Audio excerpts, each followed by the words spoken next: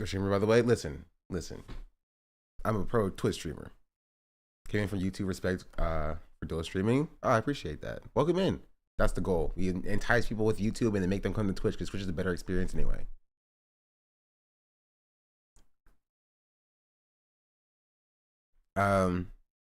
Let's continue with this. So it's been done better. So at this point, nobody cares. Third of all, 43-year-old mother of two, Serena Williams, in a bad blonde wig, like crip walking, is embarrassing. Like, I'm embarrassed for her. She should be embarrassed for herself.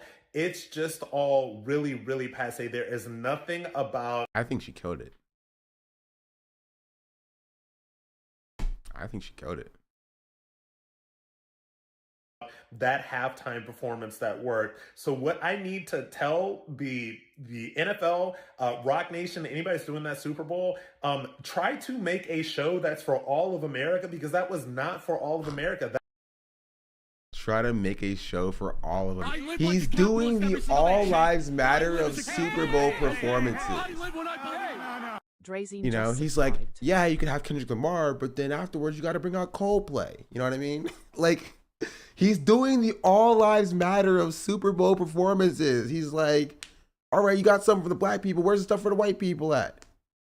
Where's the stuff for the white people at? You know? Like,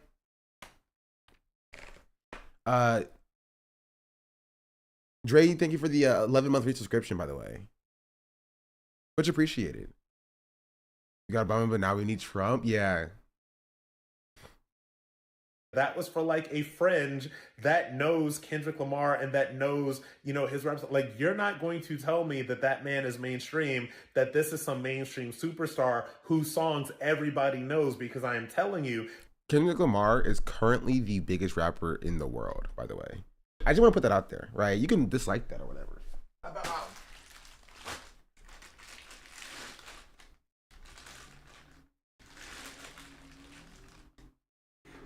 Biggest rapper in the world. The people that I was with, those... Yeah, what people were you with? I mean, he already said earlier, but like, we know. We know. We know who he was with. We know. Shouldn't have been a surprise to you. Should have been a surprise to them.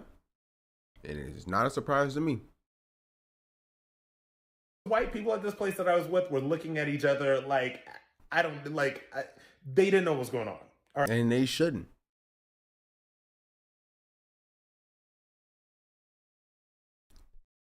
He'd be ranting if it was Shabuzi too. Yeah, bro, he would have gone insane. He would have been like, if you're going to do country music, you need to do country music right, okay? All right, buddy? You can't do country music and then bring out a black artist. Where's Morgan Wallen at? If you're going to do country music, you can't bring out those you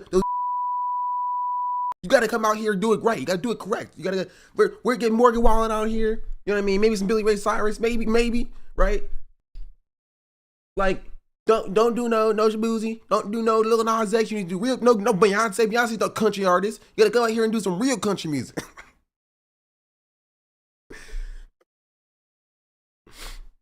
All right, I didn't know what was going on.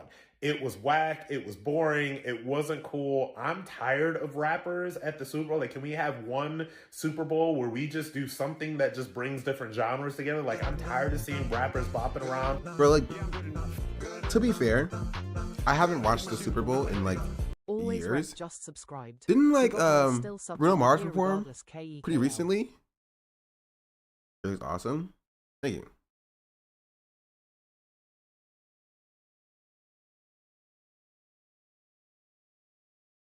Rihanna, they had Usher, The Weeknd. He just means no black people.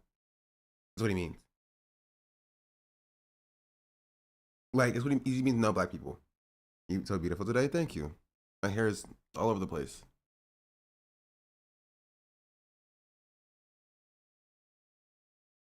Bro had 2 Super Bowls that just included rappers, and he's just like, how dare you? How dare you? No more rappers. It was embarrassing. It was bad. And there's a lot of black people in media that, you know, their job is to say that everything that a black celebrity does is great and whatever. I'm here to tell you that it is whack. I don't care what anybody says. Kendrick was whack. Serena was whack. The whole thing was just not good. No. Now, you may be like looking at the person's hair and not trusting his credentials as a black person. And I'm here to push back on that. Let me explain. If you don't know who this guy is, allegedly and apparently, not allegedly, apparently, was always thank you for the 5-month free subscription. Much appreciated. Apparently, what about SZA? Also a rapper. Did you see her skin color? Apparently,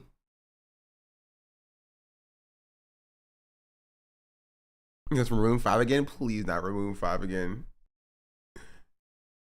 This is a black Republican. That's not apparently. We all knew that from the way he looked, right? But who got heckled with racial slurs by his cohorts. Sean the Black says, she's my African princess. Brett Buai Black gay Republican says he was 2 heckled months. with racial slurs.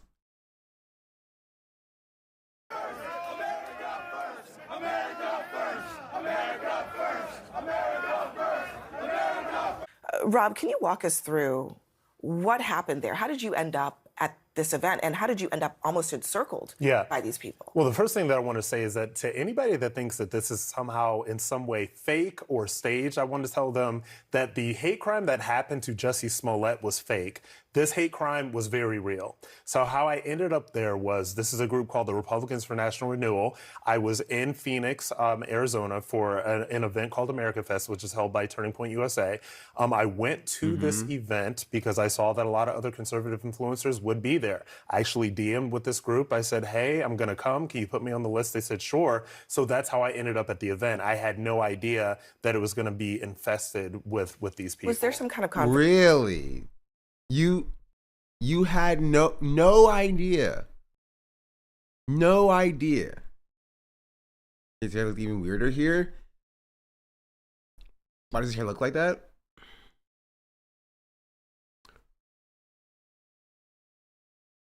I don't know. I feel like he put relaxer in his hair and then laid his hair down and then got it cut by like a white barber. A permanent prayer, like, oh, genetics, I guess. No, it's not genetics. This is like chemically straightened hair. Like, this is not his natural hair. He chemically straightened his hair and like brushed it down. That's why there's no curls, right? So if you wonder why like black people oftentimes have waves, it's because waves are just laid down curls, right? It's curls that have been laid down because, you know, a lot of black hair, I won't say all black hair because some black hair does grow naturally straight, but like a lot of black hair, like my hair right now, these are curled, right? 4C curls. It doesn't even have to be 4C. You know what I mean? Like my hair just doesn't even grow like hair like this curly. Like it grows out curlier than this. It's been in a style so long that it's been like, you know, the curls have been stretched. But like black hair curls as it grows out of our head. This is texturized, I know, because I rocked one in the 90s. And so he probably chemically straightened his hair and then brushed his hair down. And so because there are no curls in his hair because it's chemically straightened, right?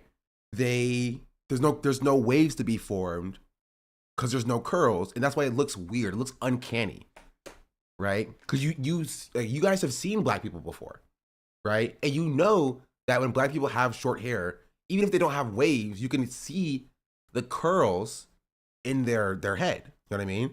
Even if you don't know what they are, you know that's what it looks like.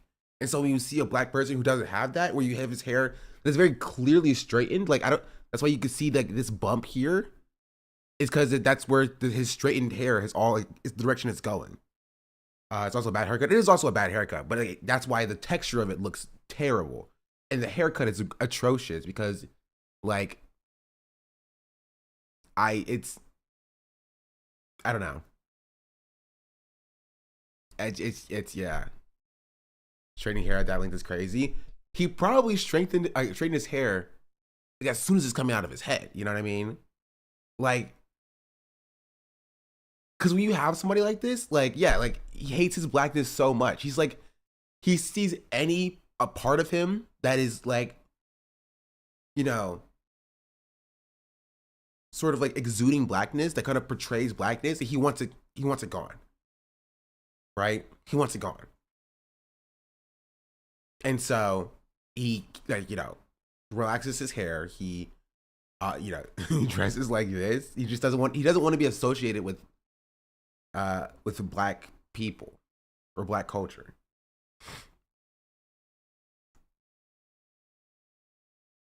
There. And then he's surprised when he gets hate crimes. Like, you are in a space of white supremacists. Of course you're going to get hate crime. It's not like a crazy thing when you are surrounded by white supremacists. Actually DM'd with this group. I said, hey, I'm gonna come, can you put me on the list? They said sure. So that's how I ended up at the event. I had no idea that it was gonna be infested with these people. Was there some kind of confrontation that preceded what we saw in the video? Yeah, there was. Actually, I realized that these people were starting to encircle me, and I kind of wanted to figure out what was going on. And what I will say, what a lot of people didn't see in that video is, number one, they did say the N-word. Absolutely, that was not caught on video, but that did happen. And so, look, I am fourth ID. You know, I'm an Iraq War vet. I can know how to defend myself. But I am looking in the eyes of people that were actual neo-Nazis and actual white supremacists. They were about... Interesting. Total happenstance. They happened to be at a Turning Point USA conference, by the way. Just total happenstance. Yeah, the dangerous leopards ate his face. He's like, I went to the neo-Nazi conference, and there were a bunch of neo-Nazis there. How did this? It's yeah. Bread boy, thank you for the bread boy, thank you for the prime. Much appreciated. I figured it out. Yeah, it's a cow farm. There's gonna be cows outside. About 20 to 25 of these people, and that is what you do not see on camera. So I had a choice to de-escalate the situation with humor, which is what I did. So why would you have ended up at an event hosted by an organization that would have even had people like that? Well, the interesting thing about what's going on in the Republican Party right now in the conservative movement is this. There are a lot of different factions. I in no way experienced anything like this before, and I have been a prominent Republican figure, conservative figure, for the past 5 years of my life. I have seen people all across this country. That's not that long. You know what I mean? Like, that's not that long.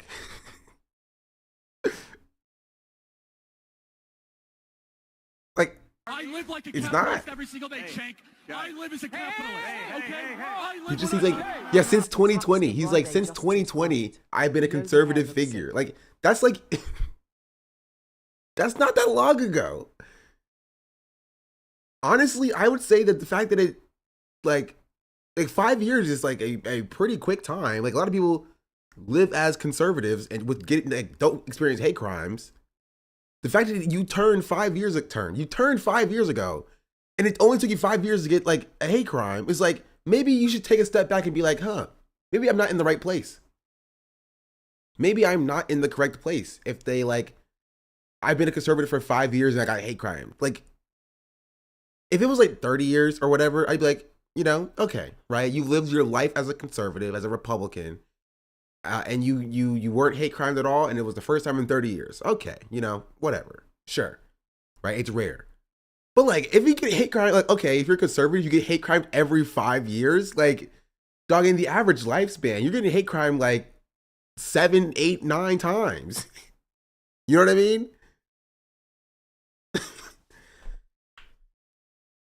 Like, that's a lot. That's a lot of times. For at least. For the average conservative, like, if you're a black conservative, you just have to be like hate crimes like at least 9, 10 times. Sure, I guess. Okay. White, black, etc. Also, Tuxedo Friday, thank you for the 20-month free subscription. Thank you. that have accepted me for who I am all across this country, white, black, etc., that have accepted me for who I am as a black man, as a gay man, all of this stuff. I had no idea that this really even existed out there until I was confronted with this kind of racial hatred to my face. You're saying you had no idea that there was a faction of the Republican Party that espoused racist and anti-LGBT views? No. I absolutely know that these people exist. In fact, if we want to have a conversation about white supremacy, let's have a conversation about the white supremacy that happens on both sides, okay? So but yes, these people... I'm just wondering, based on what you were saying, you know, a lot of times when, you know, on the left, they say, there are people in the Republican Party who have these views. A lot of Republicans say that's not true. Yes. You're maligning all of this. You're calling us all deplorables. You're saying we're all white supremacists. You experience...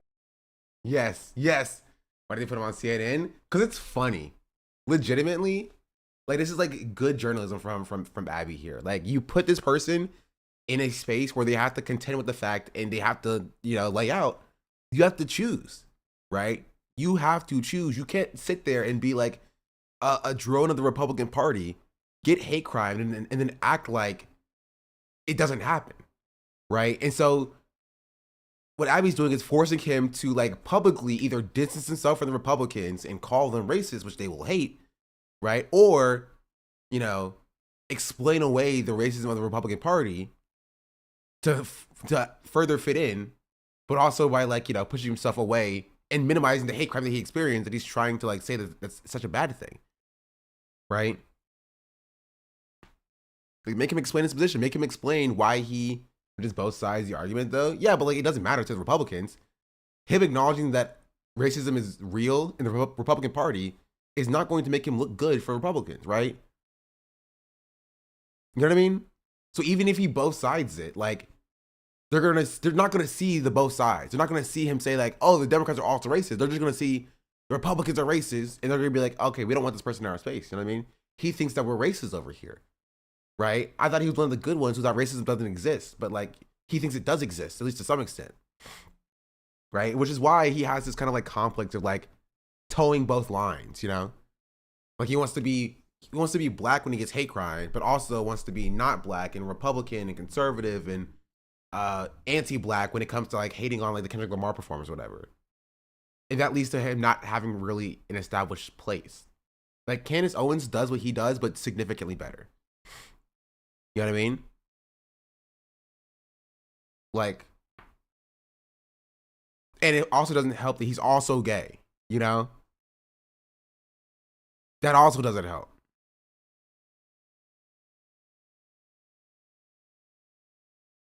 He equates racism in the Democratic Party with the out and about racism of the Republican. He equates the racism of the Democratic Party with the out and about racism of the Republican Party that wants them dead. Yeah. That party sees anything wrong, but the quiet racism of the Dem won't even be addressed by a Republican sellout, then crying about but both sides. Yeah. Experience firsthand. Yes. And also and again, we could address the racism of the Democratic Party, but to say that when you are currently being hate crimed by Republicans is so funny. Could you want to try the same thing? Is he still around? I don't know, actually.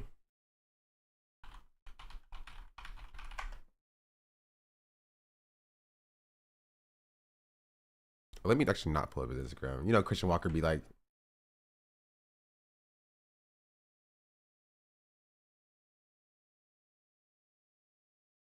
be on one sometimes, you know.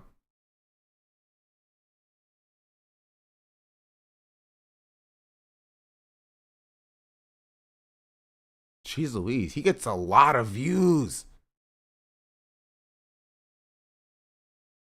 Oh, okay. He stopped.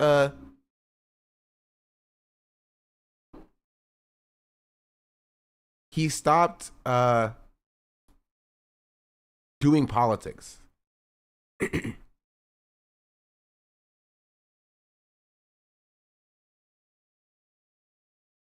Yeah, he moved on from politics. Which honestly, I still think he should like be held accountable and apologize for the rhetoric that he's done. But like, if he just stops talking about politics, it'd be a net good for everybody.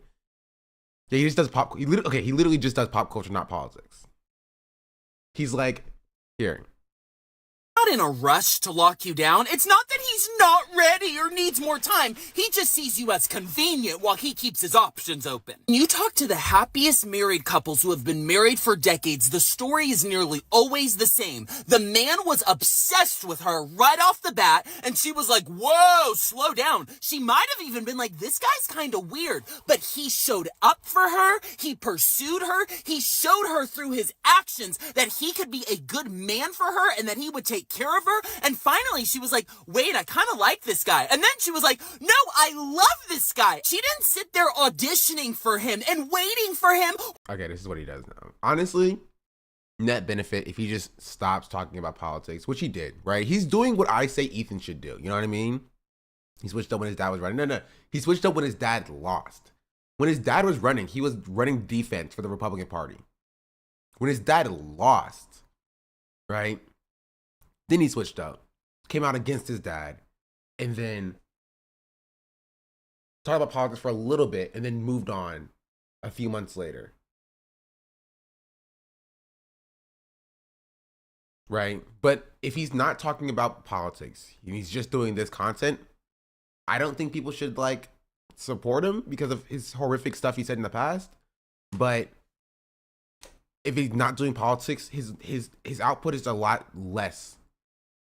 Putting women on my IG love his stuff. Yeah, because he's like, I don't know, bro. He's not saying anything like profound or that's like against traditional gender norms. Right?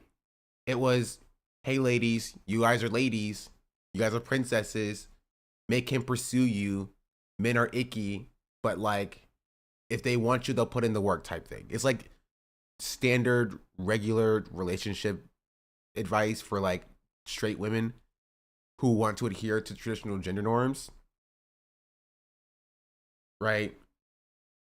Also, you spelled turf wrong. It's TERF. And no, I don't think he's a feminist, so he wouldn't be a turf either way. He's just transphobic.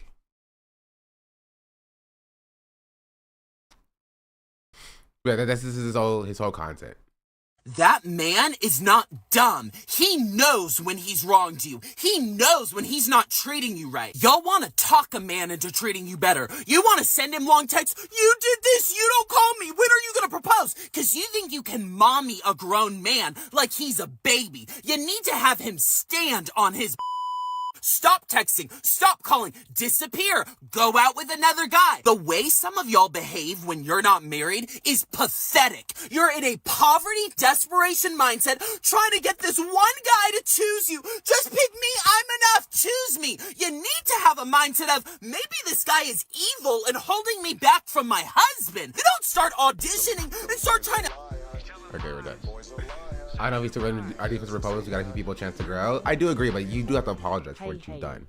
I think people should grow, and I do think that his output is better than it was when he's talking about politics. But he should still be like, you know, yo, maybe I shouldn't have said the things that I said about freaking trans people or black people. I'm sorry.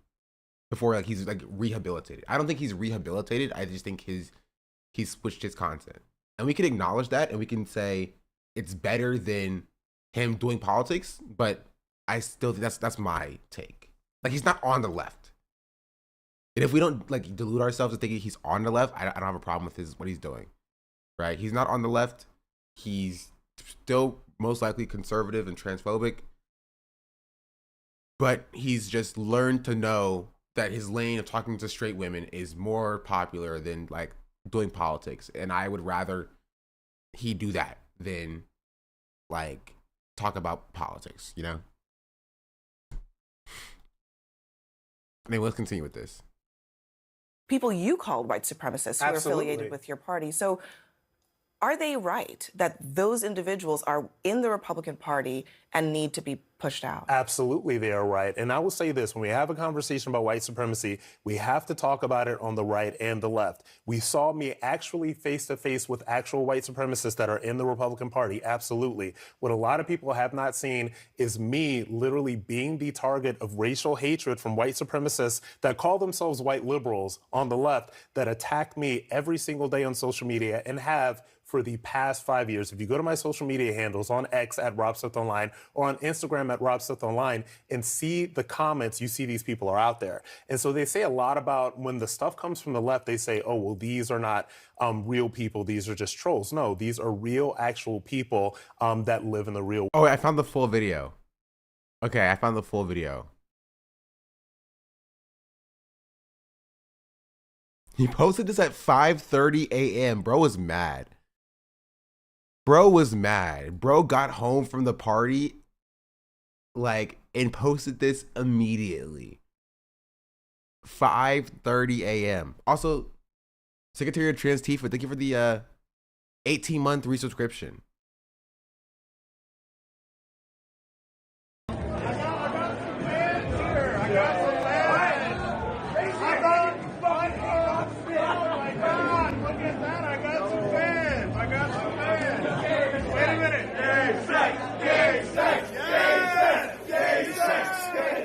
They start chanting gay sex at him? That's crazy. Bro. First of all, y'all can come up with something better than that. Like, just chanting, like a bunch of straight men chanting gay sex at a gay dude. Like, that's the best you can come up with? I've met gay people who've said significantly worse things about other gay people. Not even like in a reclaiming the like N-word type of way, but like straight up just the most homophobic things you've ever heard in your life. You know what I mean? But in all you have is gay sex. Okay. That was the best that two brain cells could do? Yeah.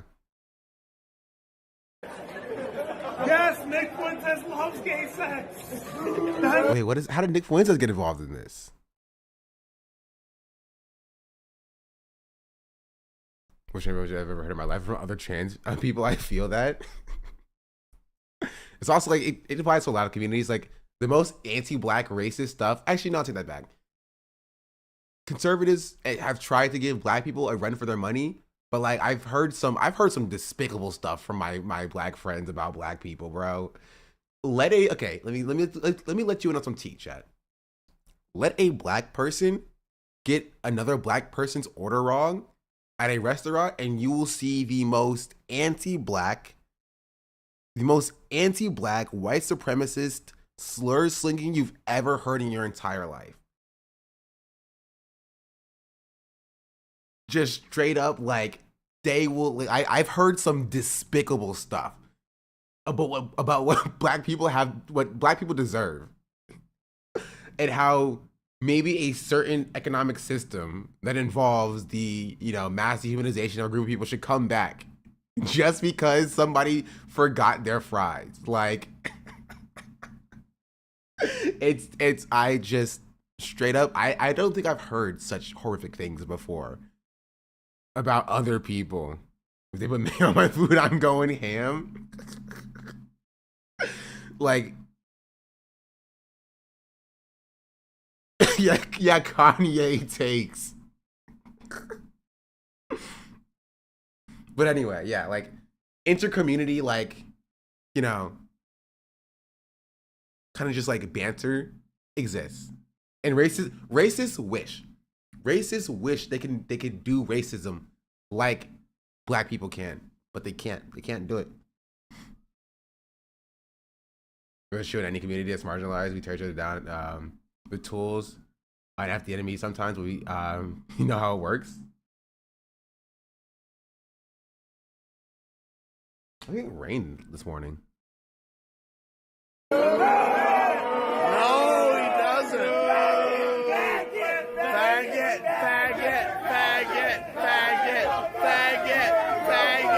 Like, it's kind of hard for me to feel bad about this person, because, like, he put himself in this space. Like, he put himself here. And if I'm there to hear that, I'm swinging. But you can't do that if you're this guy. right? We can do that, chat, because we're not this guy, right? His entire output on this earth is to run defense for these people. He operates as a gay black man to run defense for these same people saying slurs. He thought they wouldn't for some reason. Yeah, he thought that he was on the team. Like literally Blood thought he was on the team. And he's not on the team. He's not. And again, I want to point out that he's not entirely wrong. This is not like something that is like strictly beholden to the right or to the left. This is something that happens in all aspects of society. I've talked about it before, right?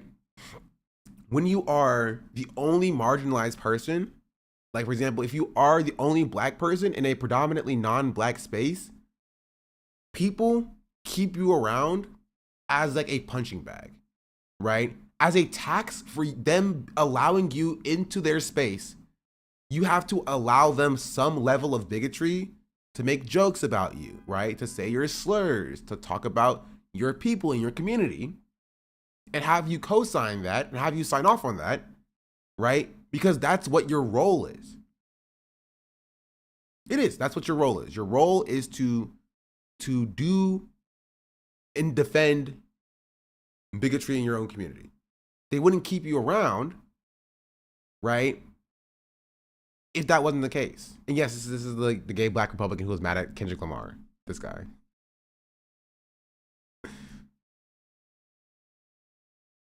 Yeah, you have to be the token. America first! America first! America first! America first! America first! America first! America first! America. Yeah, like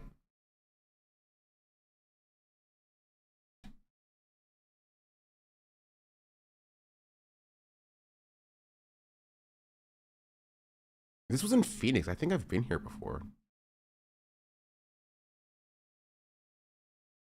It looks familiar. I think I remember this, but like, who knows? Slowly backing away is still cheering is killing me. Just sad, man. I mean, it is sad. The world. So we see this on the left and the right. I face off with these people on left and right every single day of my life.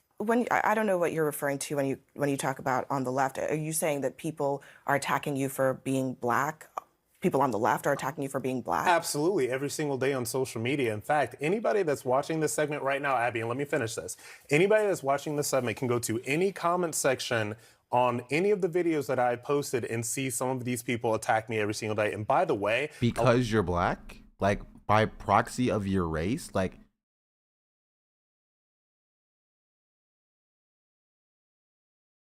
he's like, Abby, let me cook. Abby, let me cook. I like Abby personally. Of like the like, you know, commentators on liberal social media, like Abby is like what Simone wishes she was. You know what I mean? I hate Simone. I am not a fan of Simone. Simone pisses me the flippity flop off. I cannot stand her. I cannot stand her. A lot of these white liberals like to use racial hatred when they are attacking me, okay? So that stuff happens. So yes, so how do you we feel, see it happen from the right, but we saw it happen from the left as well. How do you feel as a black gay Republican? Yeah.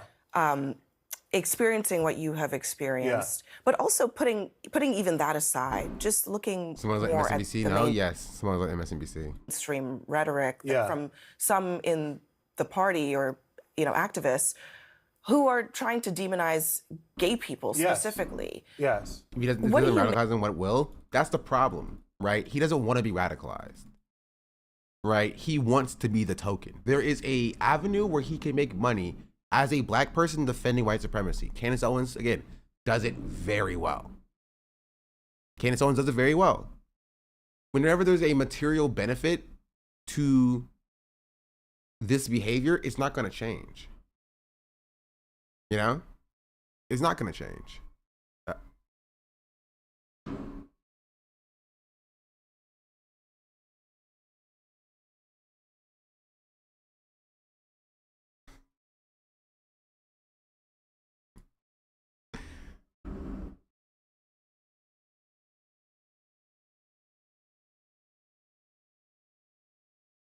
Did they have to do the color coordination? Is that necessary?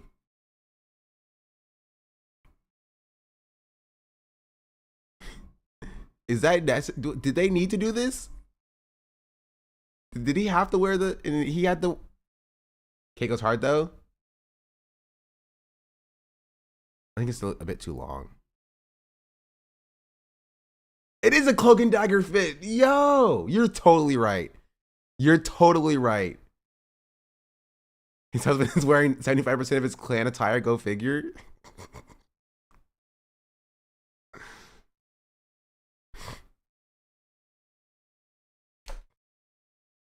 Okay, chat, hear me out.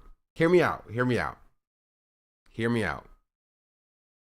Hear me out. Streamer Awards 2025. I wear this.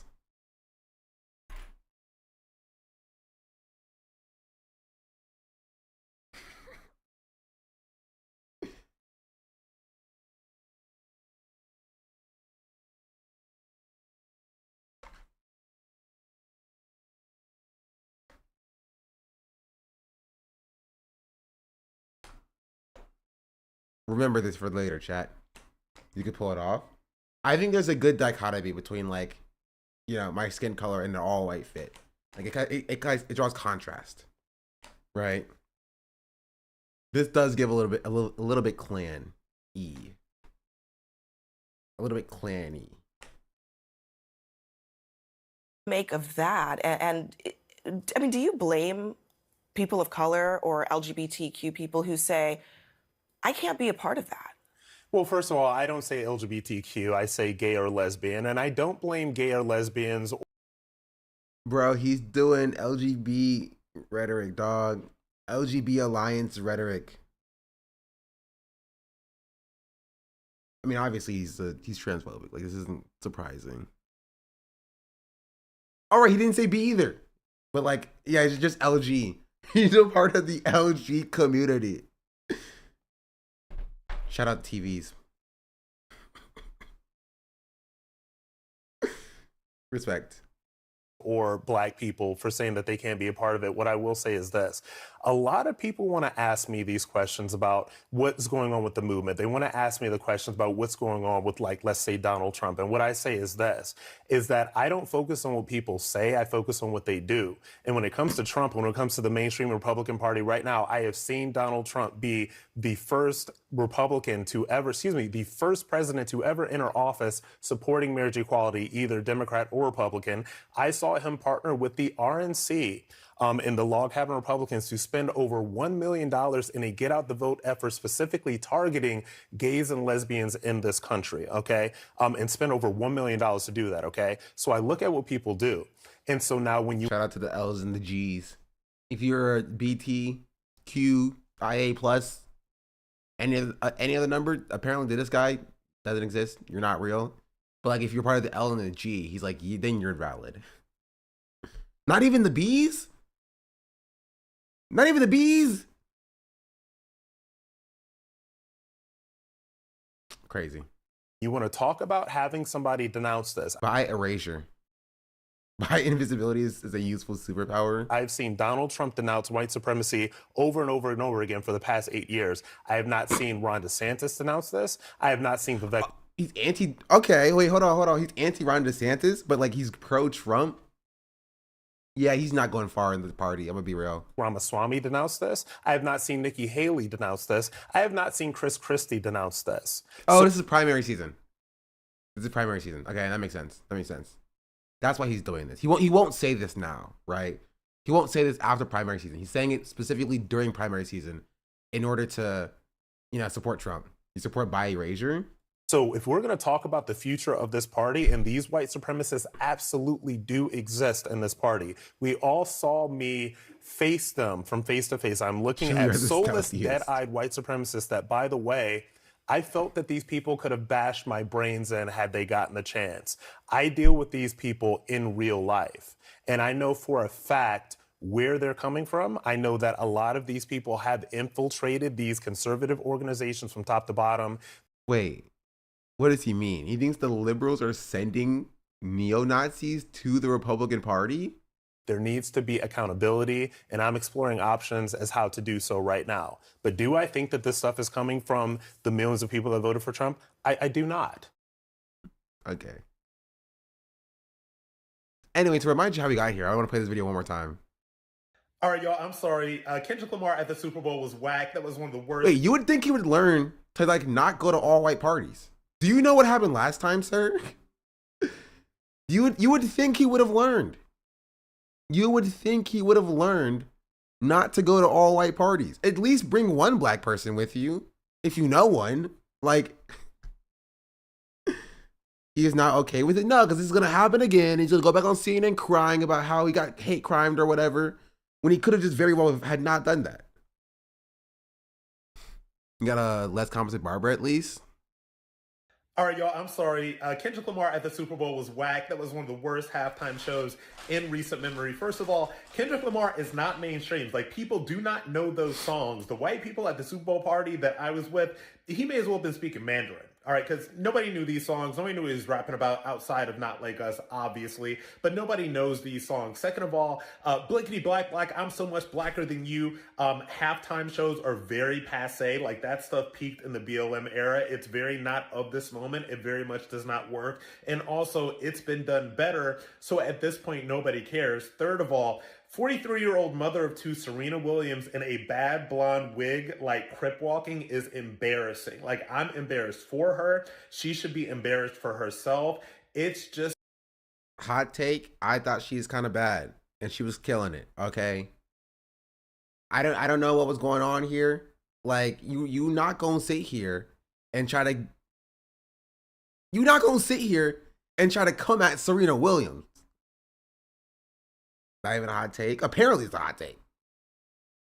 Just all really, really passe. There is nothing about that halftime performance that worked. So what I need to tell the NFL, Yeah, when I first saw her, I didn't know it was Serena. I thought it was just a bad girl crip walking. anybody's doing that Super Bowl, try to make a show that's for all of America, because that was not for all of America. That was for like a fringe that knows Kendrick Lamar and that knows, you know, his reps. Like, you're not going to tell me that that man is mainstream, that this is some mainstream superstar whose songs everybody knows, because I am telling you, the people that I was with, those white people at this place that I was with, were looking at each other like, they didn't know what was going on. All right, I didn't know what was going on.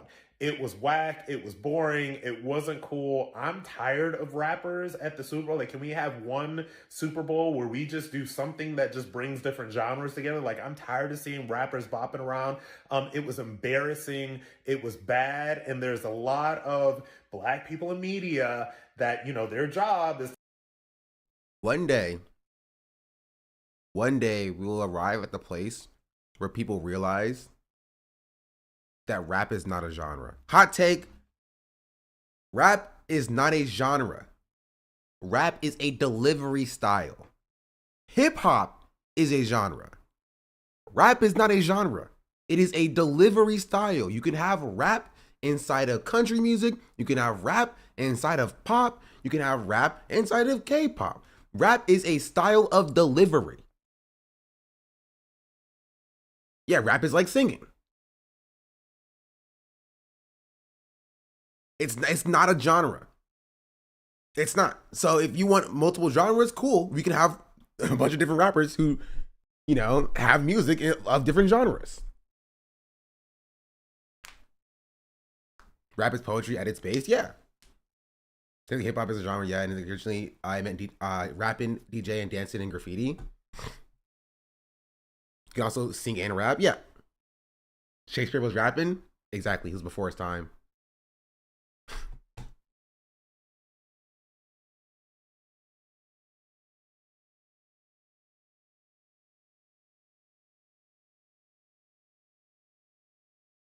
This is his favorite song, by the way.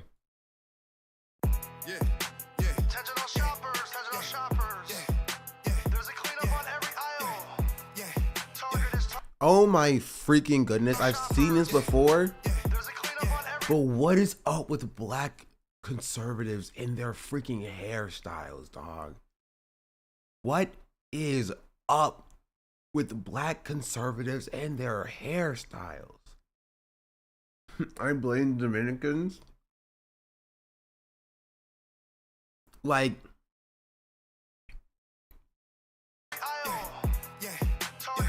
he proposed to Amber Rose? No, he didn't. No, he didn't. I told y'all they was knocking boots. He did not propose.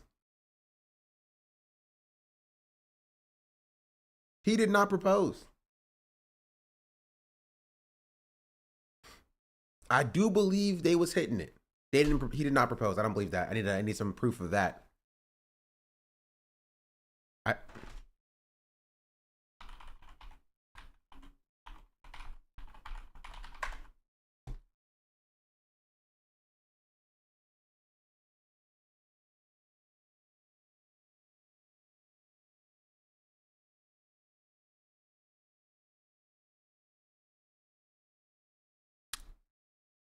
No, I don't believe it. They're memeing. They're trolling. I do not believe it. I do not believe this. Forgiato Rose? What?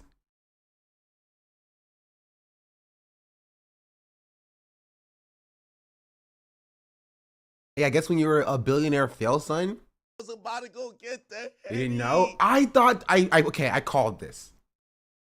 I called this, by the way. I called this as soon as their song dropped.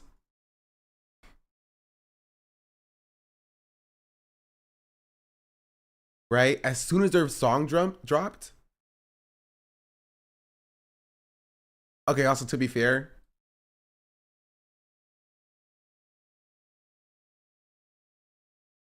this isn't this one. This is a different one. We're voting Donald Trump, baby. America needs saving. America needs saving. That one, that song. I was like, they fucking. They's 100% hitting it, knocking boots, doing the dirties, they doing the nasties, doing the disgustings. Where's it at?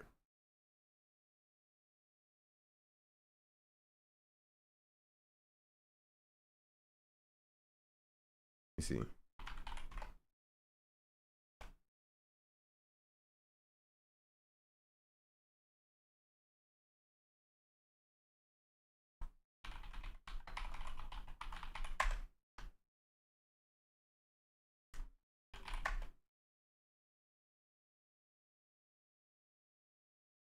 Oh, 6 months ago. I can't find the original video. Maybe it was taken down. But I knew as soon as I saw the original video. Yeah, okay, here it is. This is a re-upload of it.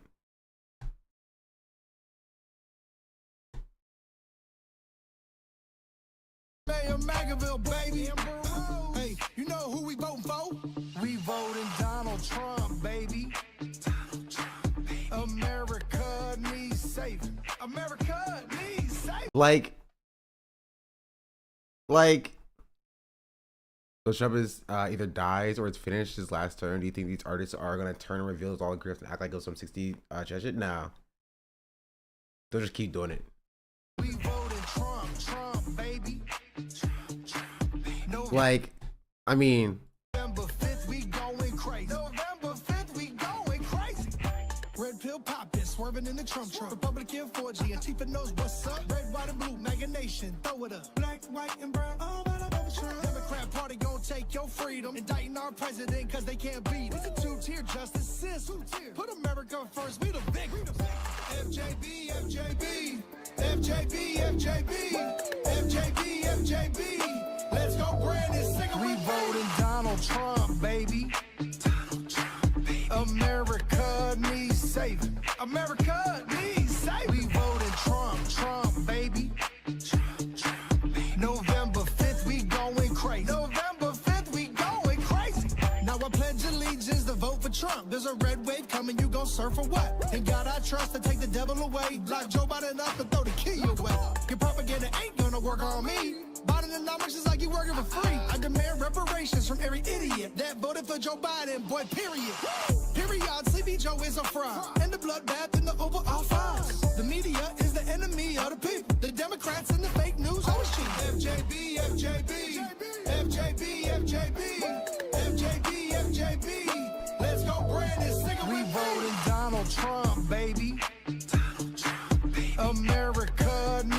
saving. America needs saving. We voted Trump, baby.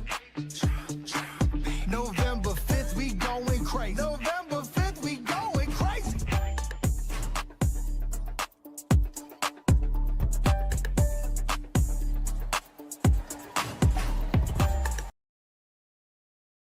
I saw his hand there and I was like, yo, they sleeping together, bro. They knocking the dirties. They hitting it. He hitting it. And I was correct.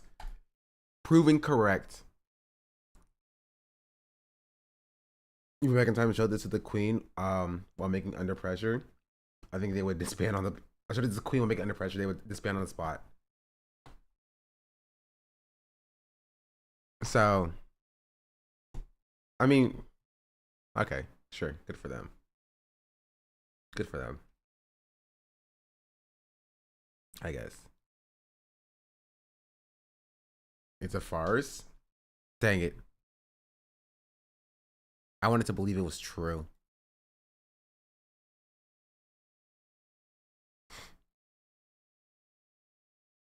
Donald's nephew is not his Twitter. No, it's why he named himself on Twitter Donald's nephew. How does your medical bill for making my ears listen to that? Send it through insurance.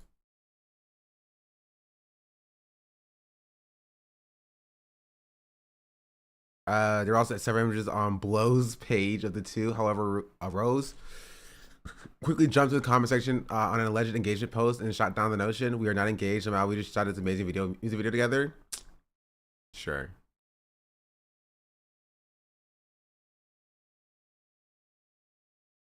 Wait, they have a kid together?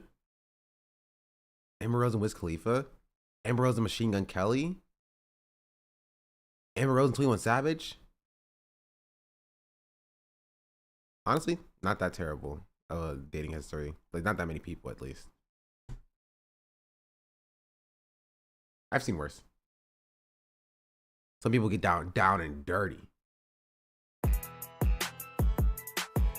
put a target on my back, but they targeting your kids. They don't even need to ask, cause you all know what it is. Yeah, that's why I keep a strap, and I'm always by my beds. This agenda gotta stop. Yeah, you know we gonna win when they target, yeah, they target and target, yeah, they target kids. Target, yeah, they target and target, yeah, they target. You know they targets they're wrong, trying to play with the kids. It's the mayor of...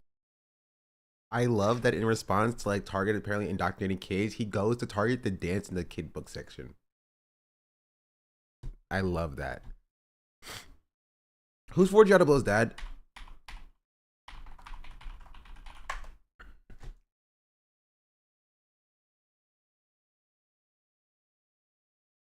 Wait, this video has been removed violating YouTube's terms of service. Wait, why? Well, to the web archive.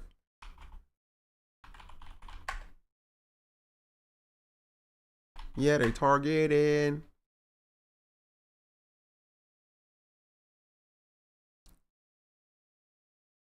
I don't know what the video is titled.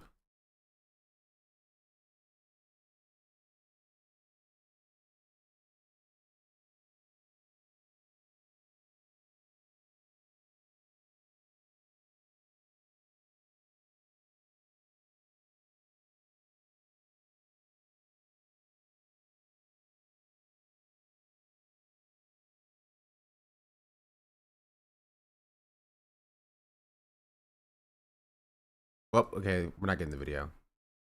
LOL. Oh well.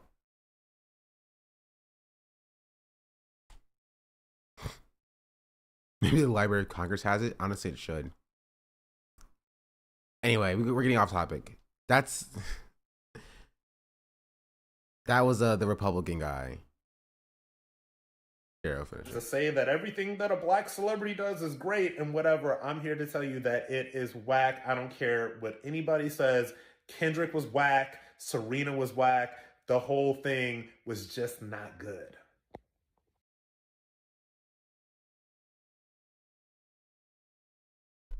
Watch the Nightreign trailer. I actually get I'm on the playtest for this. If I can stream the playtest, I'll stream it.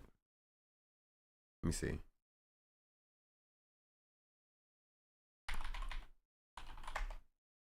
Oh, real? Yeah.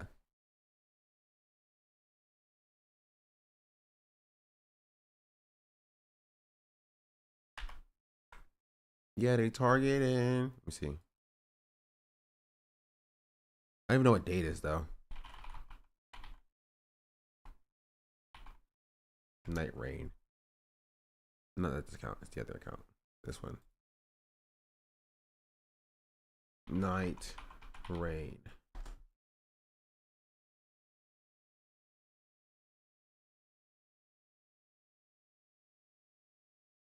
February 14th. Oh, it's in 2 days. It's on Valentine's Day? I found it. 14th, 14th, 15th, 16th, and 16th. Is there any of these that fall in my stream time? On the 15th. Okay. I'll stream it on the... Wait, 3 a.m. to 6 a.m.?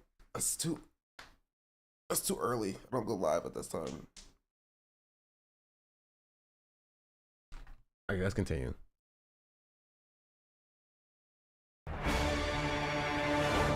The girl won't mind? I think she will. Seekers of redemption, you were chosen.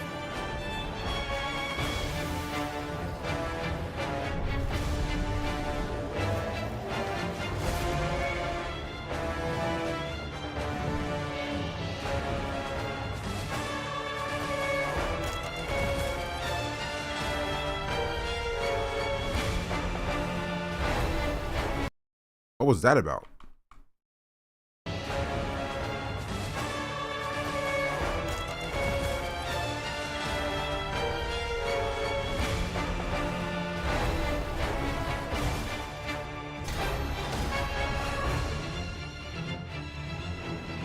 Band together and prepare to claim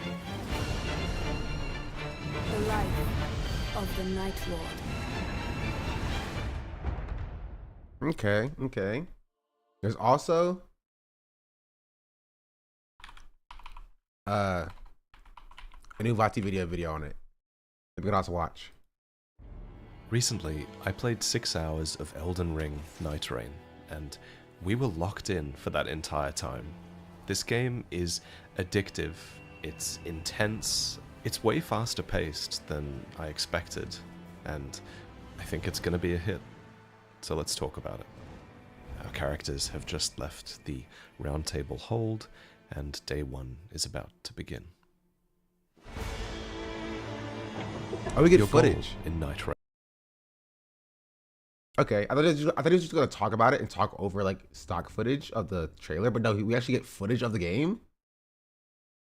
What is it, multiplayer? It's a 3-player multiplayer roguelike Elden Ring game. There's a standard B-roll they gave them. Oh. Rain is to survive each day as a ring of rain closes in around you and your team. Then, at the start of day 3, you'll fight one of 8 major bosses using all of the randomized loot and buffs that you've accumulated over the course of your run. Now, every session you play in Nightreign is supposed to be somewhat unpredictable.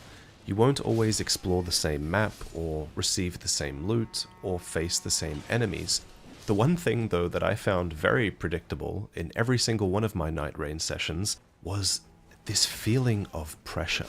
The pressure not just to survive, and yeah, they drop from the battle bus. It's like a battle royale as well. But the pressure to get stronger, because if you don't get powerful fast, there's no way you'll defeat the final boss.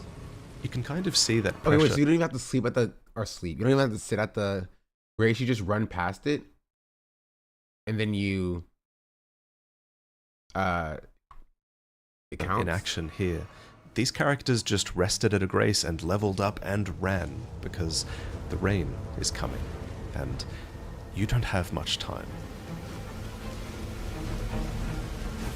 That's fire. That's not rain. In our playthrough session, we would have to make these split-second decisions about where to go and what to do, and most importantly, whether we had the time to do it. My question is, if you've ever played any You talking about Stephen A. Smith running for president? I talked about it a few days ago. He said he wasn't going to do it though, but I did talk about it, and I'm all for it. I am on the pro Stephen A. Smith train. You know, we'll talk about it again once we get to the Democrat talking portion of this stream, which we're going to get to it later. Also, let me running away and living to fight another day. So many subtle changes have been made to the mechanics of Elden Ring as well, and all of these changes have been made in the name of speed and efficiency. I like that. For example, you can now vault easily over objects and even enemies as well. I like that. I like that. I like that. I like that. I like that. I like that. I like that. I like that a lot. I hate these enemies, bro. I hate these enemies. They're my least favorite enemy in the game, besides the stupid birds. To get where you need to go. Gone are the days where you need torrent to traverse the map. Now you can press L3 to activate a powerful sprint, and you can also activate spirit springs on foot, which vault you so high up into the air. Also, there's no fall damage. This kind of feels like they're kind of beta testing some features that may or may not appear in like a sequel game to Elden Ring. You know what I mean? Like, they're kind of testing how like vaulting would work. They're kind of testing how faster traversal may work in certain instances.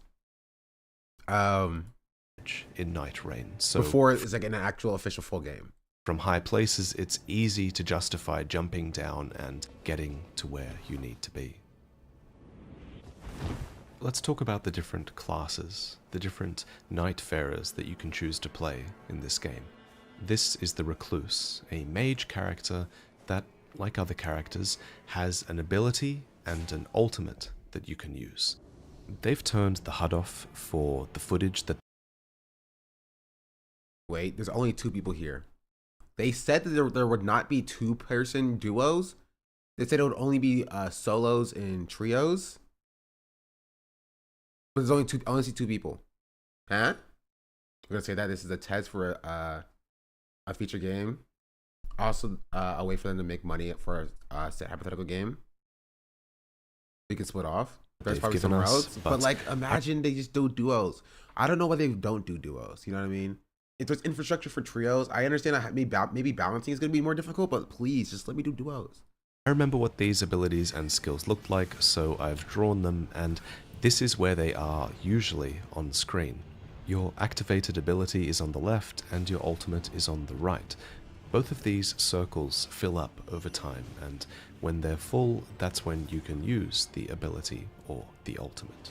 Now, the Recluse has an ability that is actually much more complicated than the other characters' abilities, and I think they designed it this way because the Recluse is designed to be a backline character.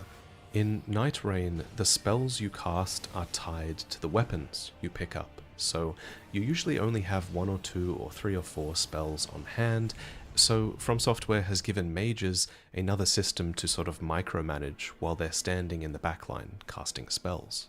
Let me explain really quickly how it works. Basically, whenever an enemy or a teammate gets tagged by a certain type of damage... I just I'd rather have another DLC, but Elden Ring, maybe a hot take for me. I think that people who... Like, not that you have to like this, I think people don't understand what this is for. If you've ever played any Dragon Ball game, you would know that, like, between projects, in order to give people content, they will drop, like, a, you know, basically just a test suite of features as its own standalone project to see what people vibe with and like before dropping the full thing, right? And so that's what I think this is, right? If they made another DLC, and if this was the DLC, right, where they added all these new features, people also wouldn't have liked that, right? People would have been like, oh, I want the original Elden Ring experience. Why are you adding these new features to my Elden Ring experience, right? And so this gives them an opportunity to test features for a potential project in the future, see how people react to it without people like yelling about it not being Elden Ring enough for them. You know what I mean? And so I feel like we had a DLC and it was a good DLC. And so it's like a way to split the difference to still have a piece of Elden Ring property that like they can test features on for future properties, while also having more content for people to engage with. You know? there are two teams that can do both at the same time. They just don't want to, but they did. They did. They gave us a DLC. They gave us a very large DLC. You know what I mean? Like fire. I mean, if or you magic ask for or more, holy, a little marker. I mean, and I get it. I'm not saying you can't not like or have more or want more, right? But I understand what this is for, and it's not for everybody, right? And that's just how it is. When did Elden Ring get a good DLC? I think Shadows of the Erdtree was a good DLC. I enjoyed it. It felt like a continuation of Elden Ring. them, and then the recluse can absorb that type of energy, getting a little bit of mana, but more importantly, filling out one of these small orbs. Then, when you've acquired 3 elements, you can unleash the recluse's ability, generating a unique spell based on the combination of elements you've acquired. I feel like the Souls game is being cast aside for what is probably a strong project, but one that's going to lean slowly float into stop content. I hope I'm wrong, though. I mean, maybe. I don't know. I'm going to enjoy the game, right? Like, I'm not going to sit here and like have or throw away the goodwill that From Software has created for the past 15 years because of something that hasn't happened yet. You know what I mean? Like, we're getting mad at a potential future that From Software makes bad games, and they have no history of doing so. And so I'm not going to, like, you know, project that onto them. And even if in the future we can have that conversation about like, oh yeah, this next game is not as strong as the other games, and maybe it started because of this, of what they're doing in Nightreign or whatever. And maybe that will be the case, right? But I'm not going to, you know. I think From Software has earned a little bit of, what's the word? You know what I mean? Charitability. Grace. Yeah. At least from me. So a huge part of this character's Grace, yeah. Oh, that's pretty good. skill expression is going to be understanding intuitively what these different combinations of spell are and whether you're in the right position to cast them. And this is just this character's ability. They obviously have an ultimate as well, and this one is more straightforward. Basically, after a short delay, you can mark nearby enemies with this red tag, and once marked, if anyone on your team hits them, they will regain health and mana, which is incredible for the sustained health of your party. Like for bosses?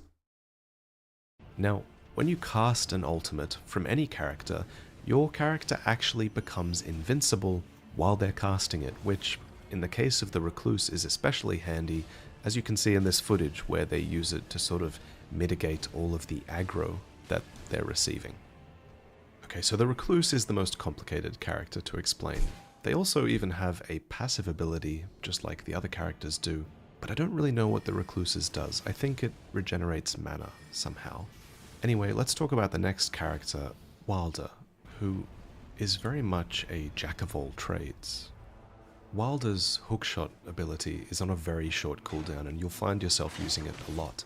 On small enemies, it pulls them towards you, and on larger enemies, it pulls you towards them.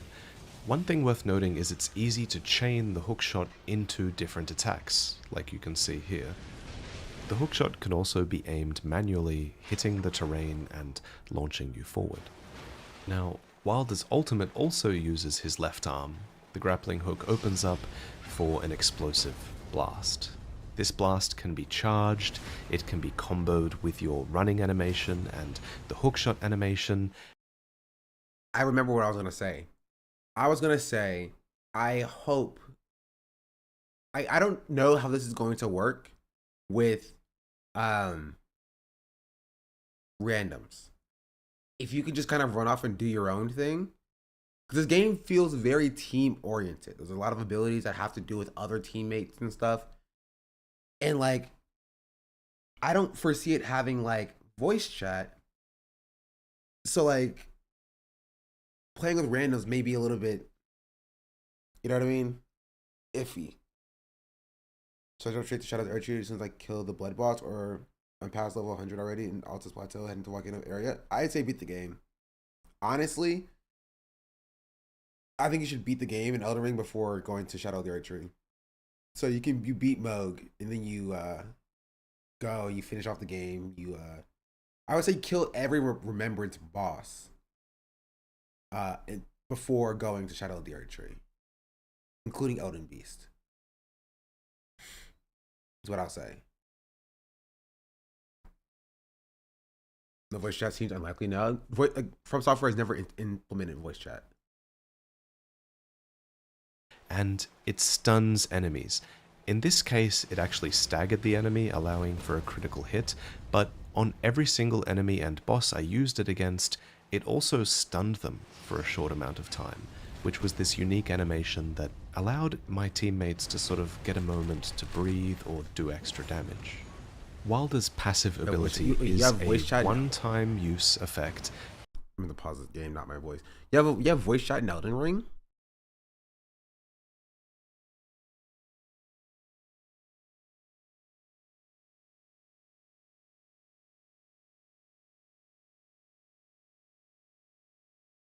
Hello? Am I back? Am I here? Hello?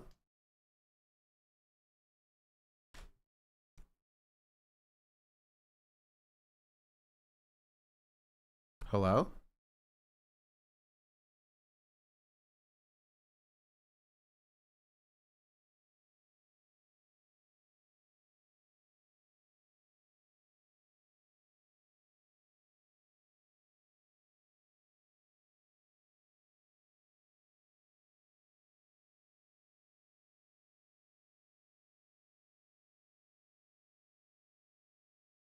Okay.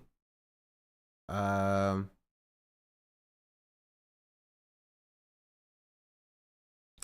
I back? Back? Okay. That means okay. Let me see if I do this. Okay. Now if I have to close this, open this, and then restart my camera, because of course I do.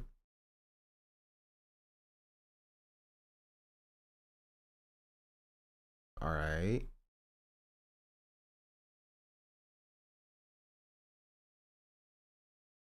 I know how YouTube's broken.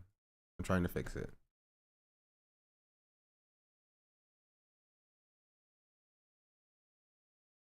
Okay, I think it should be back now. Okay. My internet died, and then I had to restart my OBS, but I fixed it. You just didn't crash? I'm watching it now. No, I think it did crash. It disconnected. Audio and video mega delay? What do you mean audio and video mega delay? It should not be delayed. No delay for me. Refresh, F5. F5, chat. F5. That allows him to completely negate any instant of damage that would have killed him. You might have just seen it activate there. Basically, Wilder does this brief moment of inspired acrobatics and gets a second chance instead of being downed. Next, let's talk about the Guardian. So the Guardian's passive ability is this shield stance, I'm pretty sure, which increases your guarding capabilities at the expense of your movement. Their ability is this whirlwind attack, which seems to get rid of environmental effects like the Death Blight here, but moreover, its main function is to interrupt enemies, so that your teammates can get some damage in. In this way, the Guardian is a really strong melee support character, acting as a tank, but also as a tank sort of support for other characters around you. Their ultimate too is very team-based, with this aerial dive bomb that is excellent for reviving your teammates, because remember, you have to attack your teammates to revive them. This has a secondary effect, I'm pretty sure, of fortifying the teammates that are near the area of effect, giving them increased poise for a short time. I make it sound like the Guardian is purely a support character, but that dive bomb will be excellent for clearing groups of small enemies as well, And accumulating runes from killing enemies and strengthening all of your characters and leveling up is a huge part of the game. I want to see the level up screen. That's what I'm curious about. How leveling up works in this game. So that kind of group clearing is a really good offensive capability as well. And speaking of offensive... And I will say, like, I defended this game, but I will say that I think there will be a shelf life on how fun it is unless more content's added. Like, if there's only 8 randomized bosses that maybe have, like, different effects or whatever, there's only a certain amount of time before those bosses get boring, right? Like, the point of it being randomized is that it extends that time a little bit, but that's why I think it's a stopgap game, and not like a intentional, like, full-throated project to, like, satiate the audience. It's like an appetizer. Capabilities. This is the Duchess, who was the character that I played the most in this demo. Her passive is this sidestep dodge that's similar to the Bloodborne dodge, making her very well suited for anyone who prefers a more aggressive playstyle. Her ability recharges extremely fast, like you can use it every 10 seconds or so, and it's a sort of stopwatch themed ability which takes into account the last few seconds of damage that enemy has taken and duplicates it. This effect is shown by a white spirit that appears. That's pretty cool. And sort of shows the damage that is being duplicated. Because you're so aggressive, the Duchess... I don't know. Like, why there's no duos and why it's either solo or 3-player exclusively, I don't have an answer. I have no clue. Naturally gets a lot of aggro. Maybe that's what they've tested and found out that most hardware that runs Elden Ring could probably also run three players max. That's why it's not 4. But, like, I don't know why you can't do 2. Right? Like, why is 2 an issue? Balancing, I think that's a cop-out. Genuinely, I think that's a cop-out. You think I think that From Software could balance for 2 players, if they really wanted. You know what I mean? Maybe needs all 3 player types, but there's 8 different types of characters. You know what I mean? It could be run with 1 and definitely could be run with 2. Yeah. I don't know why they decided that choice. I would play, if I could play solo, I go AFK for long periods of time. Well, this game mode will just kill you if you go AFK for long periods of time. But you can play solo. It's either solo or 3 players. There's just no 2 players.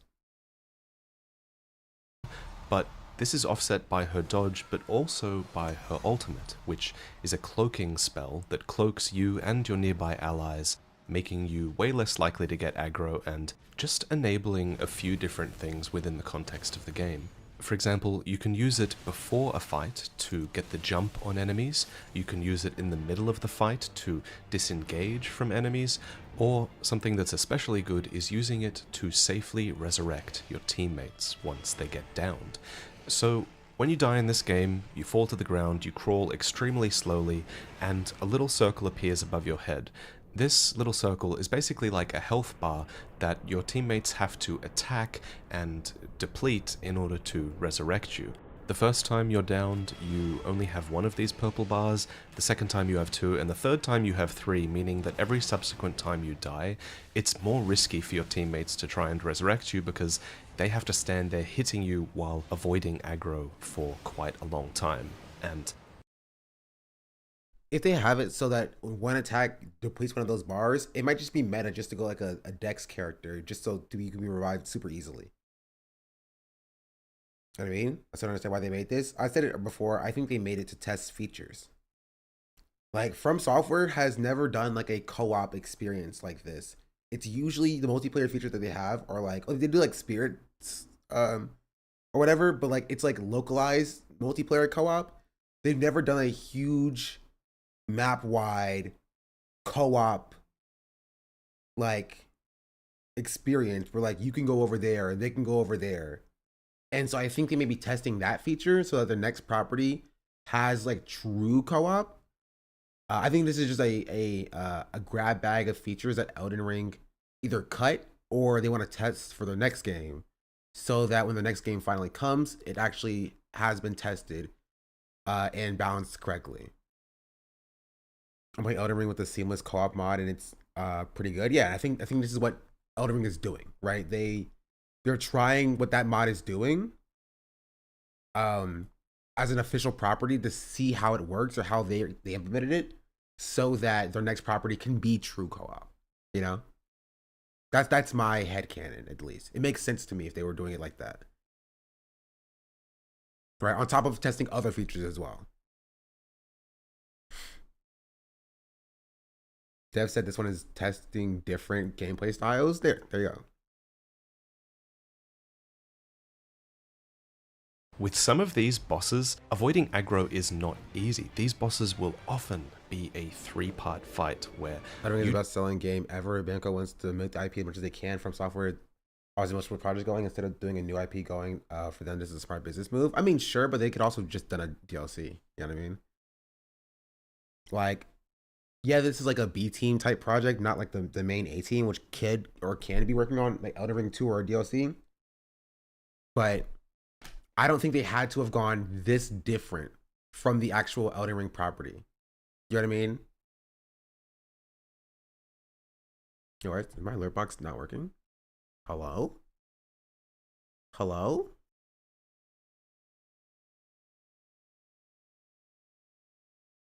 Hello? Alert box. No, it should have worked. Let me refresh it. Red Cyberdragon, thank you for the raid. Much appreciated. There was no alert, but I saw it. Welcome in, Raiders. We're talking about Elden Ring right now before we get to how bad the Democrats are. I hope you had a good stream. State of play today? Wait, is the state of play today? Yeah, there's not going to be a Elden Ring or Bloodborne PC. It's not happening. You just have them on you the entire time. So resurrecting your teammates is definitely a tricky thing to pull off sometimes. It's also something that takes the damage you deal into account. So the more damage you do, the faster you'll resurrect your teammates. And so now I think we should talk about how to make your character stronger, how to make you do more damage and take more damage and survive. Okay, so the footage they gave us is really quite good. It does a good job of showcasing things that are important to the game. But RP walking like this is not one of them. If you did this in game, your teammates will scream at you like, you don't have time to do this kind of thing. You are evaluating weapons and items and stats as fast as you can because you also... I don't hate this. have to think about where to go next, and yeah, it's just crazy. This is a new UI, and I like this UI. So a big part of skill expression is being able to look at a weapon and saying, okay, this suits my build. Okay, I'm going to work towards this, or I'm going to leave this one behind, or I'm going to give this one to a teammate. That sort of thing. Wait, okay. I didn't see the Jon Stewart interview with Jeffries. Also, Jon Stewart keeps freaking striking me down on YouTube, bro. They are cooking my VODs. Jeez Louise. And a part of what makes this so much simpler than Elden Ring, but also so much more complex, is that, yes, weapons have been simplified in the sense that they have one number associated with the damage they do, and it's quite clear if they inflict a status effect like Scarlet Rot. It's obvious if you've played the base game which skill is tied to the weapon, but what makes this so much more complex is that every single piece of equipment now comes with passive buffs that affect your character even if the weapon isn't actually in your hand. So you have 6 weapon slots in this game, and you want to fill every single one of them because every weapon will confer a different passive buff that will affect the main weapon that you have in your hand. So say, for example, these 3 armaments drop for you. Which ones would you take with you? The middle one. All 3. That's the trick question. All 3. If you're playing a melee character, the Tree Spear might be great because it actually has a really good charge attack and it increases the damage that charge attacks do. So you might want to base your build more around a charge attack playstyle. Or if you have the Duchess on your team, you might want to grab the Bleed weapon because Bleed seems to synergize really well with the stopwatch ability that duplicates damage. Being able to spot these synergies in an instant and try to make your build on the fly was a really big part of what made this game so fun to me. You should also be evaluating consumables, because he's just describing why a roguelike. This video could be titled "Why Roguelikes Are Fun," and it will be the exact same video. He's just describing everything he described so far is just what make roguelike games fun, right? You start up a new instance of the game, whatever game it is. You have randomized things. You have to make decisions about what would be good for you, what would be not good for you. And then you play that to have a unique experience. Yeah, like it's a roguelike. Yeah, I like roguelike. I'm a big fan of roguelikes. My favorite roguelike is Balatro. Shout out Balatro. Balatro is very fun. I played Hades. Hades is also very fun. Like, if you like that type of game, I feel like this game is going to be fun for you. But if you don't like the type of game and you want a more structured, single-player, solo experience, this game is not going to be for you. You know what I mean? It doesn't have the structure. It doesn't have the story. It doesn't have that, you know, traditional Dark Souls-esque, you know, even vibe. Like, what I've seen so far looks like a lot brighter than, like, you would even see in, like, Elden Ring stuff. Have you played Slay the Spire? I have not. Play Skyrim is the best roguelike. Skyrim's not a roguelike, technically. It's like a RPG, action RPG. Something like that. You can only carry 4 stacks of any one consumable at any one time, and consumables are really good now. Firebombs are now handheld nukes that can be thrown in midair, and weapon buffs can be applied to any weapon, and they're powerful, so bear that in mind. Open World RPG? Open World RPG, I think is what it's called at the time? Okay. Another thing that's really important is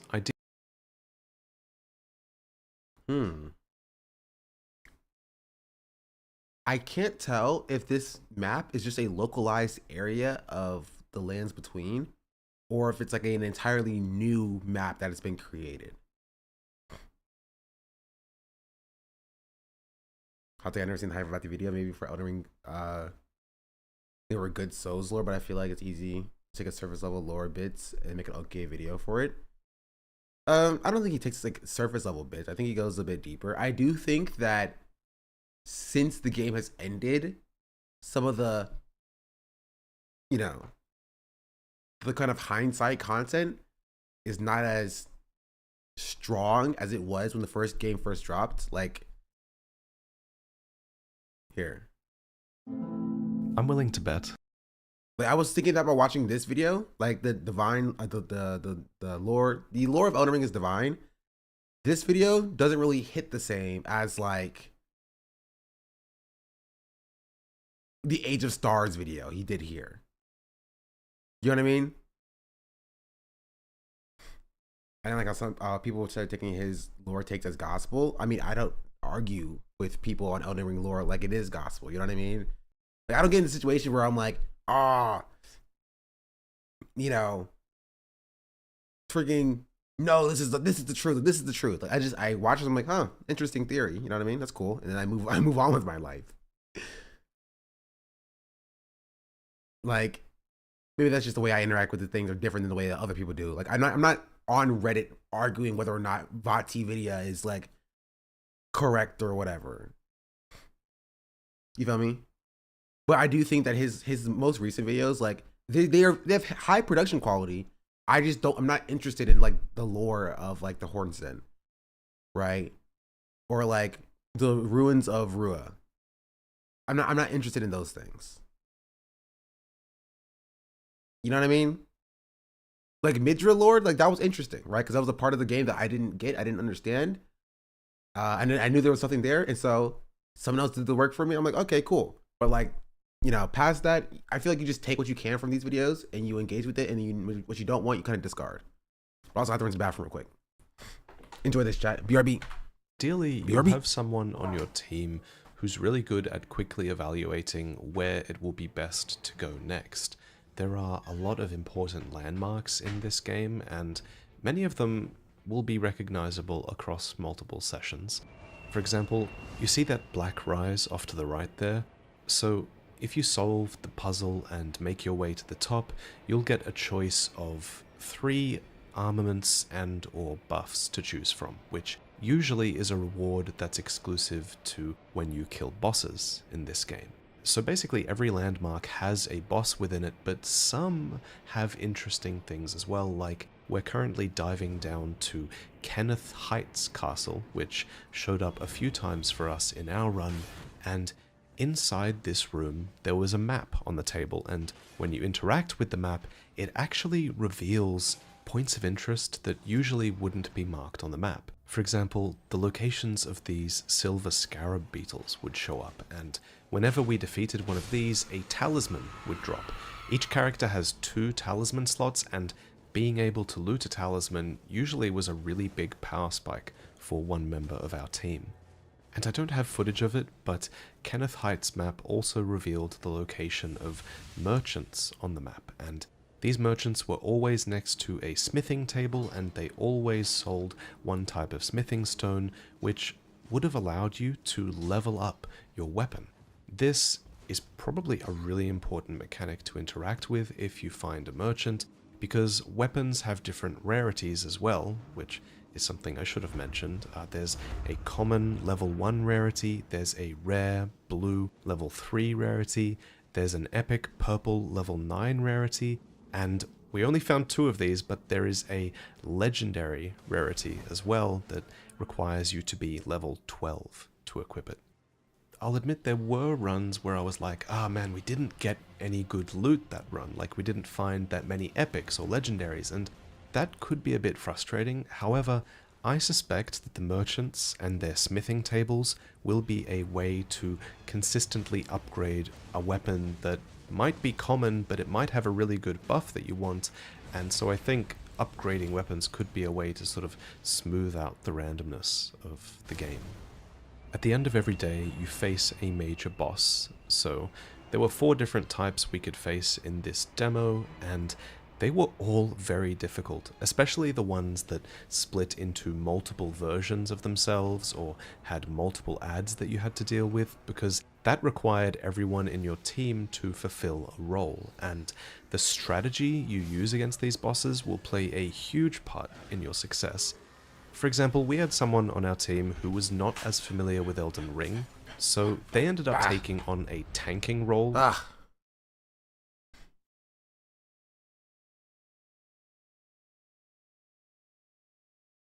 What I missed, chat? What is something about?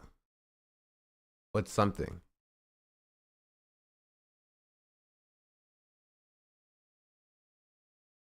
What are you guys talking about? I don't like there being secrets from me in my own chat. So bear that in mind. Another thing that's really important is ideally you'll have someone on your team played this and felt like it could have been a DLC, to be honest. I bet they're releasing this and they have time to cook for the next title. That's what my take is. Wait, really? Oh, I want to play it so badly now.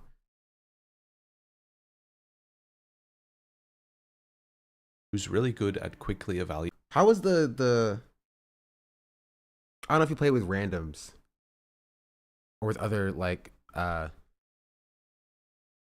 beta testers. I that's my biggest fear, is that randoms not having like the synergy to come together to actually play as a team.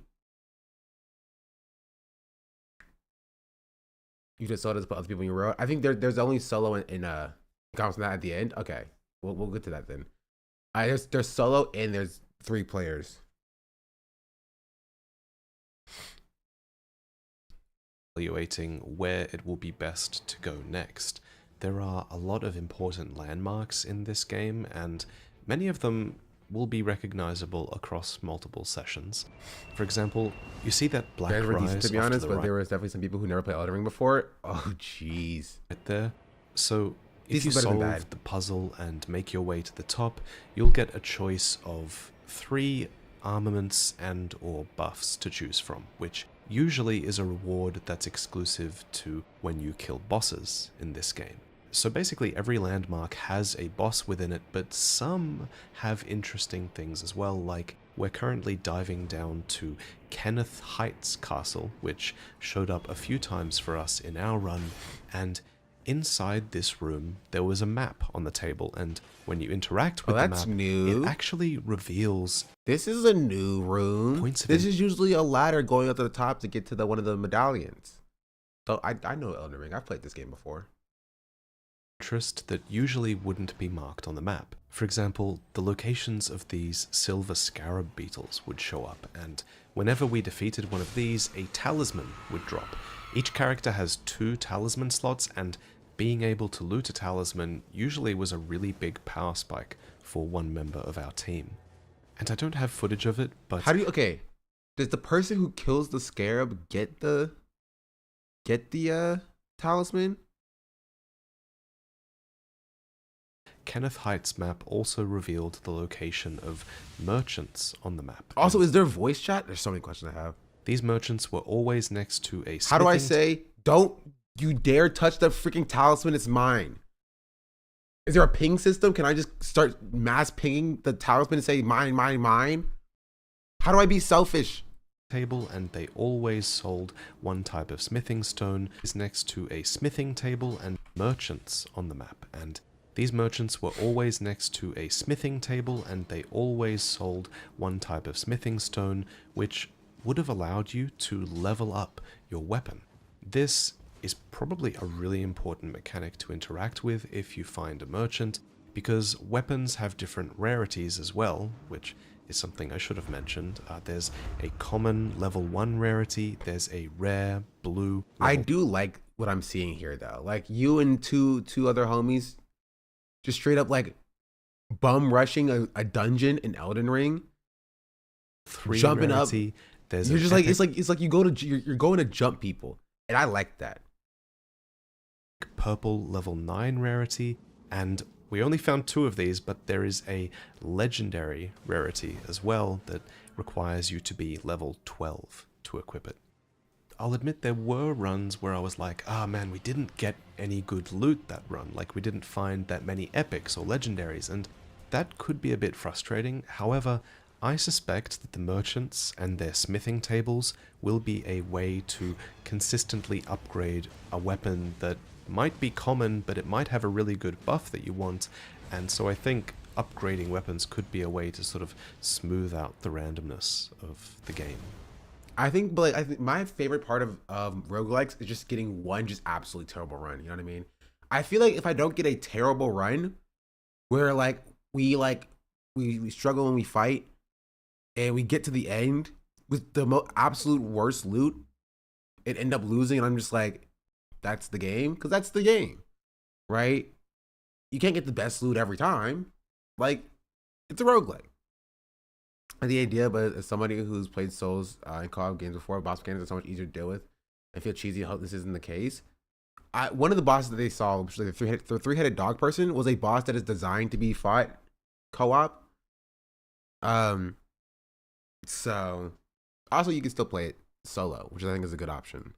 At the end of every day, you face a major boss. So there were 4 different types we could face in this demo, and they were all very difficult, especially the ones that split into multiple versions of themselves or had multiple ads that you had to deal with, because that required everyone in your... Ads?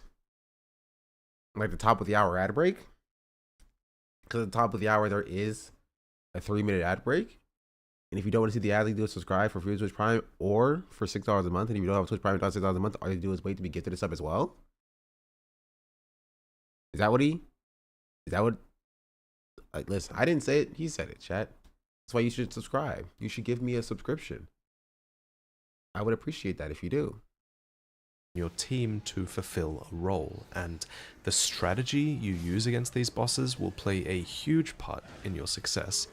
For example, we had someone on our team who was not as familiar with Elden Ring, so they ended up taking on a tanking role where they kind of held up their shield and tried their best to keep aggro rather than dealing damage, and they did a great job of that. That worked really well because they could do something like distract the demi-human queen all by themselves, while me and a more competent player were able to DPS this demi-human. I hope they change some boss movesets. To even like the demi-human queen, I hope that like they pull out something that's like I've never seen before fighting these enemies. Swordsman down and then go back and help the tank with the one they were aggroing. There were strategies for every boss like this, and I really enjoyed coming up with ways to defeat these bosses on the fly and accounting for things that went wrong within the fight. So what you're seeing here is the end of day 1, where they've defeated the major boss, and now they get to claim a reward. Like many rewards in this game, it's a choice between 3 different options. Sometimes it was a choice between permanent effects and buffs for your character, sometimes weapons, sometimes both, and again you have to make a really split-second decision on what is best for you and your team. And then at the end of the day, the Nightreign recedes, and you can go out and explore again. But bear in mind, I'm pretty sure everything you killed on day 1 stays dead on day 2, so it was important to keep progressing around the map. And mentioned there any permanent buff qualities? Yeah, he just said that. I might have been talking over it. Yeah, there's permanent buffs that exist. You can select when the night ends. Finding new places to explore. Eventually, everything culminates in this, your final fight against the chosen Night Lord that you set out to face when you left the Round Table Hold. In this case, our final boss was called Tricephalus, a 3-headed hound that periodically would split into 3 parts, one for each member of your group. It's in this boss fight and boss fights like this that you realize Nightreign really was designed for 3 people. Yes, they probably could have designed enemies so that they scaled with the amount of people in your party, but there's something to be said for not compromising on your boss design around that fact. You know, these bosses feel like they were designed to be taken on with 3 people, and everyone in your party is supposed to have a different role in these fights as a result. So, I still wish it was duo. Nightreign. I mean, I could go on about all the different little things I've discovered, but I don't have footage for it right now, so I think I'll just give you my thoughts on the game. Obviously, somewhat biased. I run a From Software YouTube channel. You have to take what I say with a grain of salt, but I don't have 3 friends. Really technically only need 2 friends, but I understand what you're saying. I did have so much fun playing this. In retrospect, I was a bit wrong about my analysis of the game previously, because previously a big point I mentioned was that, you know, Nightreign will allow you to get immersed in this ever-changing world and take in the scenery and just enjoy like a first playthrough of Elden Ring again. This isn't that. Like, you don't have time to appreciate this world sometimes. Instead, that feeling is replaced with this rush to explore and get stronger and overcome difficulty, and when you're... I think that's a good thing. A problem that I had with Elden Ring is that it's too methodical sometimes. Like, it kind of betrays the tone the game is trying to set out by being so methodical that you can just walk around, see everything, kill everything, get super strong slowly, or, you know, or quickly, you know, depending on where you know where things are. Where like Elden Ring playthroughs are just like, you're being told that like things are super bad, the world sucks, and you're on a timeline, right? Elden Ring is one of my games. I just walk around and look at the world. I'm not saying the world isn't beautiful. I'm saying that it kind of betrays the tone that is introduced, right? You are one of the last people in the entire world who can see grace. You literally drop into this world and you're like, you're being told, hey, this person used to see grace, now they can't anymore. This person used to see grace, now they can't anymore. This person used to see grace, now they can't anymore, right? So you're on a timeline. You don't know when you will lose the sight of grace, right? And you're like, okay, now I'm going to spend time go picking flowers or something. You know what I mean? And so I think like, yeah, like narratively, like sometimes that is kind of betrayed by the gameplay in the narrative that is set. I think this might be like a good example of like how it would actually be if you were dropped into Elden Ring. You are the only person who can save the world, and even you're on a timeline with doing that. How quickly would you go, right? And this could be like a little bit closer to that narrative. You know what I mean? So I don't see a classic issue with every open world game like Skyrim or FNV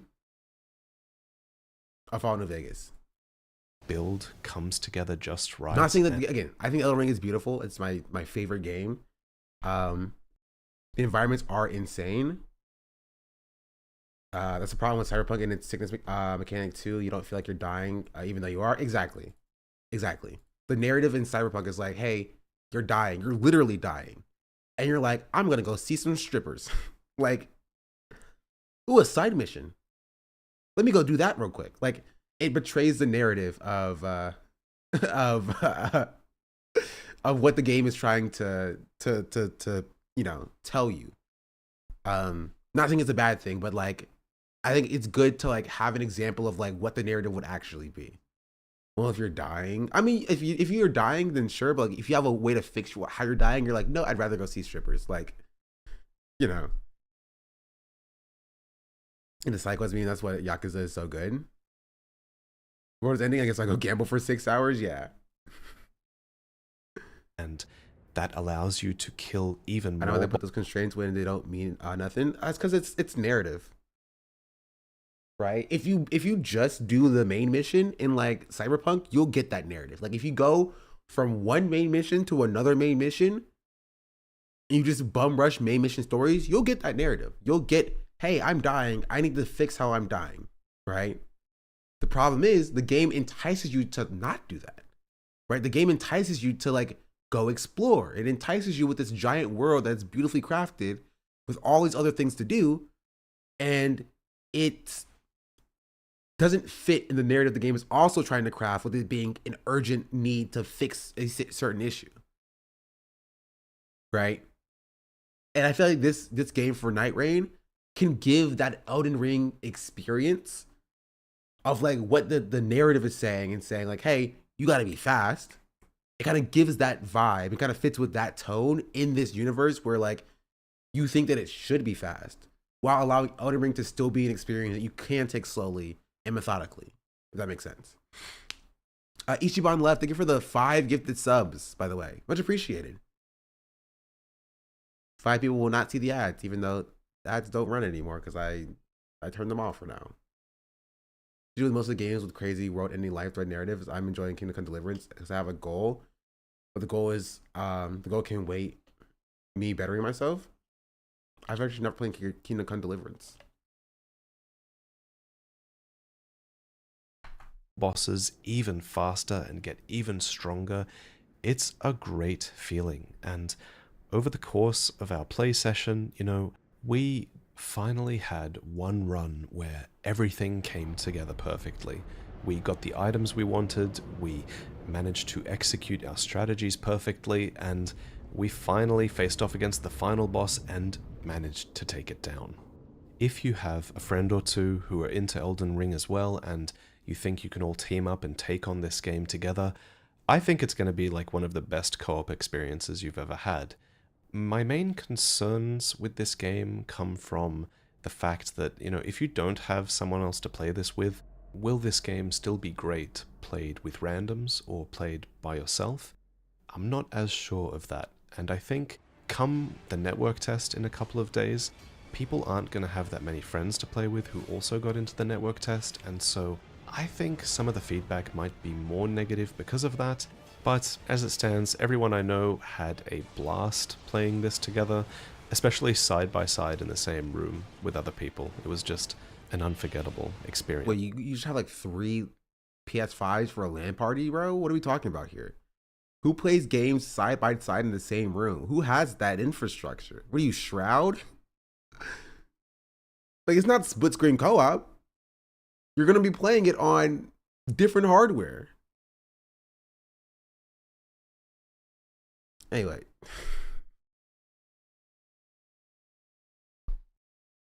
But yeah, I'll play probably my first match or my first game of this solo just to see how it works in the mechanics, and then I'll jump into a game with randoms.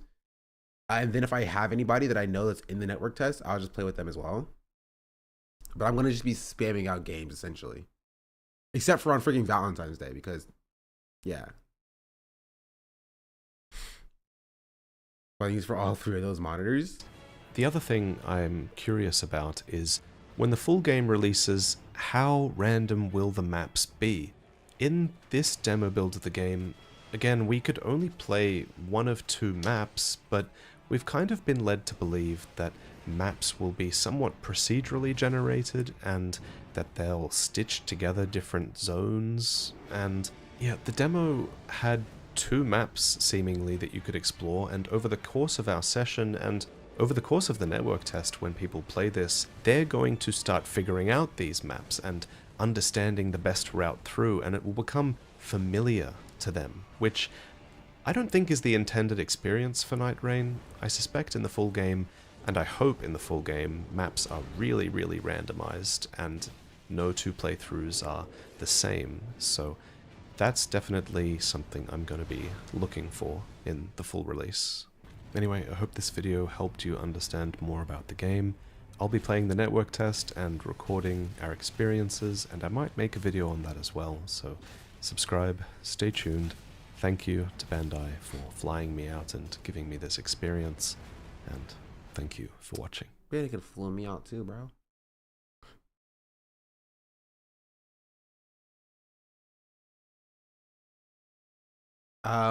Anyway, that's Elden Ring Nightreign.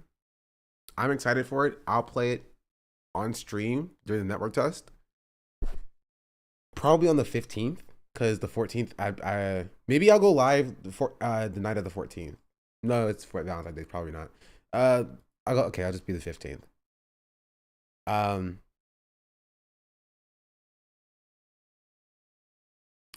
Now, I want to talk about the Democrats a little bit.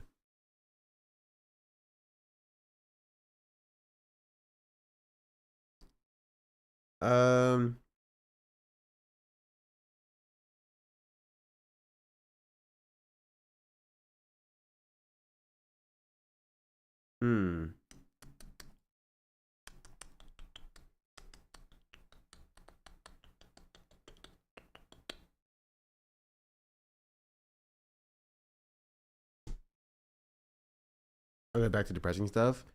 Yeah, the Democrats are kind of just being the Democrats.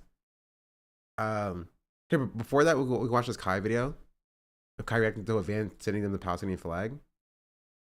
One of the biggest Twitch streamers, Kai Snap, joins Team Free Palestine. Palestine flag.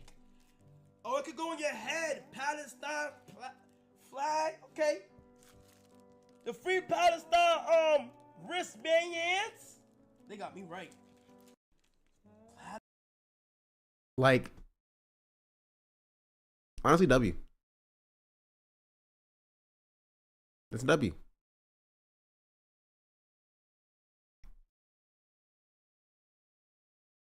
Especially it's really love with Democrats, so the top tickets blew it.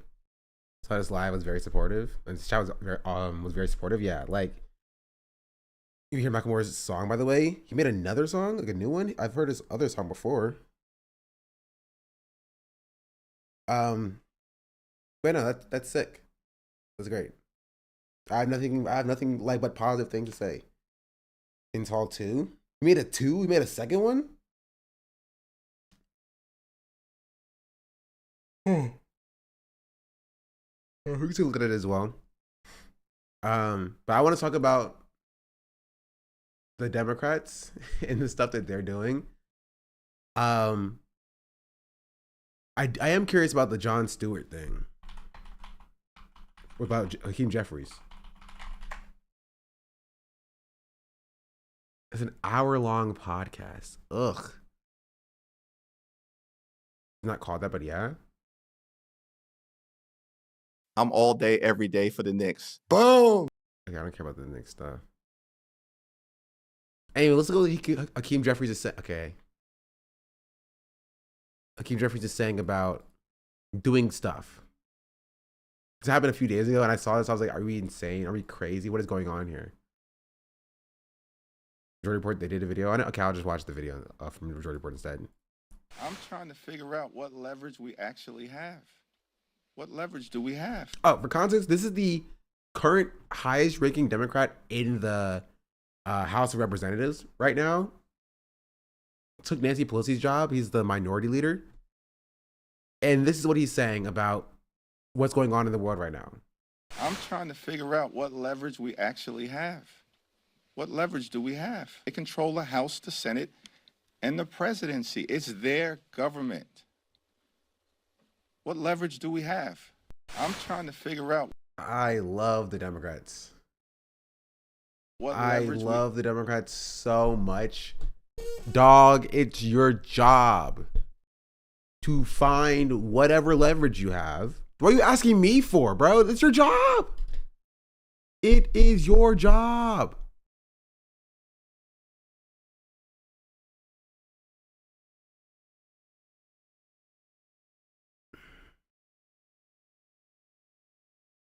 Even past this.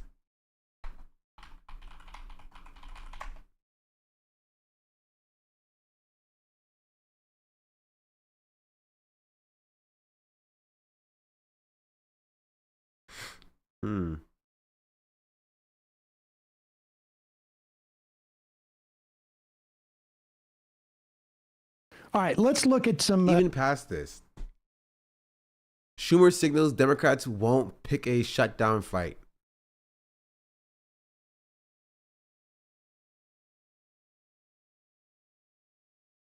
Go turn.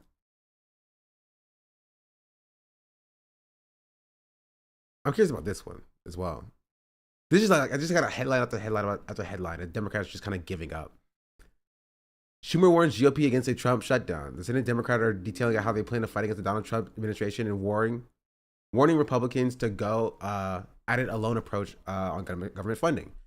Senate Minority Leader Chuck Schumer sent a Dear Congress or Dear Colleague letter to his caucus on Monday detailing 4 strategies to counter Trump: investigations, litigations to the courts, legislation, and party messaging. Unlike other Democrats who have warned that the GOP can't count their votes to avert a shutdown, Schumer isn't going there. Instead, while Schumer made it clear that his party would support a bipartisan government funding deal, he will also put the onus on Republicans to negotiate with them. Of course. Of course. Why give them a win? Guess what? They're not going to say the Democrats avoided a shutdown. They're going to say Trump avoided a shutdown. Why are we falling in line with them?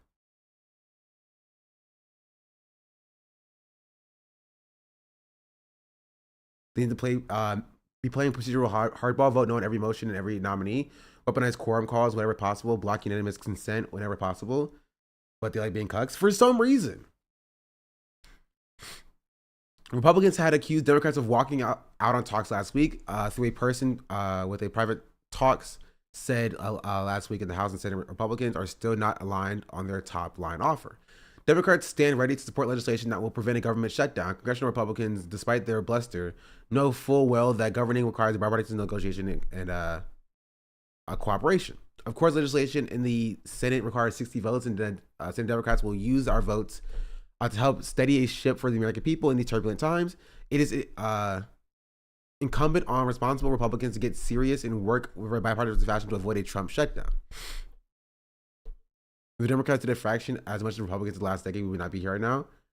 They're already shutting down the government bit by bit. Why in the world would we give them a more ammo to do the same thing they've already been doing? Like, at this point, if you know that, like, if you have Hakeem Jeffries saying, we have no leverage, we have no power, it's their government, why would you willingly help their government message on being better? Like, I'm not saying you can't do like bipartisanship or whatever to avoid a government shutdown. But if you have that's leverage. This is literally leverage. Like, you simultaneously have in the House Hakeem Jeffries being like, what leverage do we have? While in the Senate, you have the minority leader, the top dog Democrat in the Senate being like, we're going to work with the Republicans to avoid a shutdown. We have to. Like, no. Play hardball. Say, you can't count on our votes. You know? Come to us with a better offer. Come to us with a better offer. Say no to everything. Extract as many concessions as you possibly can. Because if you're going to give the Republicans a win of avoiding a government shutdown by being bipartisan, at least get something good out of it. At least get something out of it. Don't just avoid a government shutdown by proxy of avoiding a government shutdown. No, do it to get something out of it. Do it to extract concessions from the Republicans, get promises, get committee positions, right? Get appointments, like get something out of it. Really, why pass a budget if Musk and Trump can arbitrarily decide to not pass out the funds? Do what they would do, take advantage of an opportunity? Yeah. I wanted to see what this was about. Scoop Dems pissed at liberal groups move on and indivisible. A closed-door meeting for House Democrats this week included a gripe fest directed at liberal grassroots organization, sources tell Axios.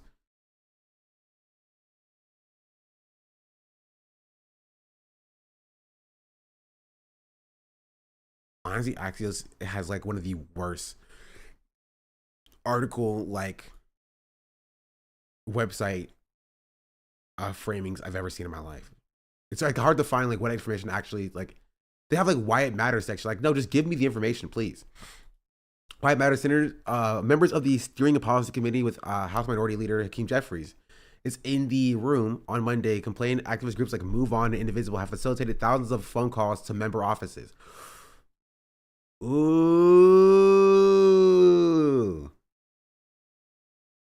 Ooh. Okay.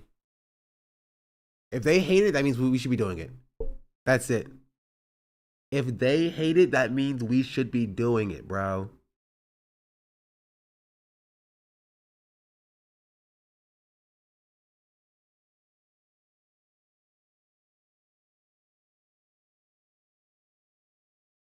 Oh, this one. People are pissed. A senior House Democrat who was at the meeting said of lawmakers' reaction to the calls. The Democrats said Jeffries himself is very frustrated at the groups who are trying to stir up more confrontation and opposition to Trump. A Jeffries spokesperson disputed the characterization and noted to Axios that their office regularly engaged with dozens of stakeholders groups, including Move On, Indivisible, including as recently as Monday. There are a lot of people who were like, we got to stop these groups from doing this. People are concerned that they are saying that we're not doing enough, but we're not in the majority, said one member. Bro, let them cry. I'm taking this actually. I want to see if we can get involved in this.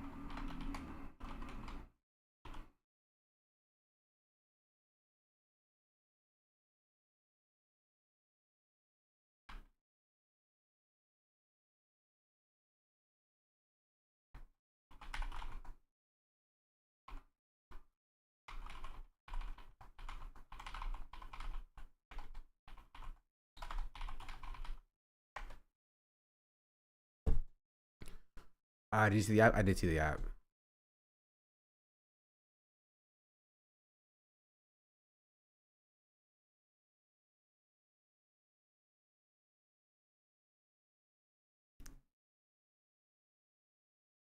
And people are using to make phone calls with scripts to call the congressperson. It's really easy. It's how many calls are coming in. It's awesome. Some Democrats see the callers as barking up the wrong tree, and given limited power of the minority party in Congress, it's been a constant theme of the saying, please call the Republicans. No, that's so funny. Why would we call the Republicans if they won't listen to us? We're not Republican constituency. We are Democrats. Please call the Republicans. Please tell them to do something. No, it's your job. We're calling you so that you call them out, so that you use the power and leverage that you do have against them. You are my elected officials. I voted for the Democrats. Gosh darn it. One of our rep is Democrat. They just say call the Republican instead, I guess. I reject and resent the implication that congressional Democrats are just simply standing by passively. Says Representative Richie Torres. Yeah, bro, all of the worst people. People are angry, scared, and they want more from their lawmakers right now on the floor speeches. And Elon Musk, Indivisible co-founder Leah Greenberg told Axios. What even is Indivisible?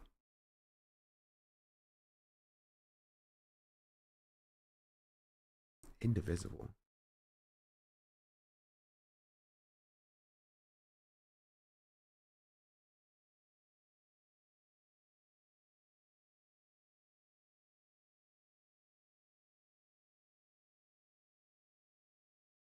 Interesting.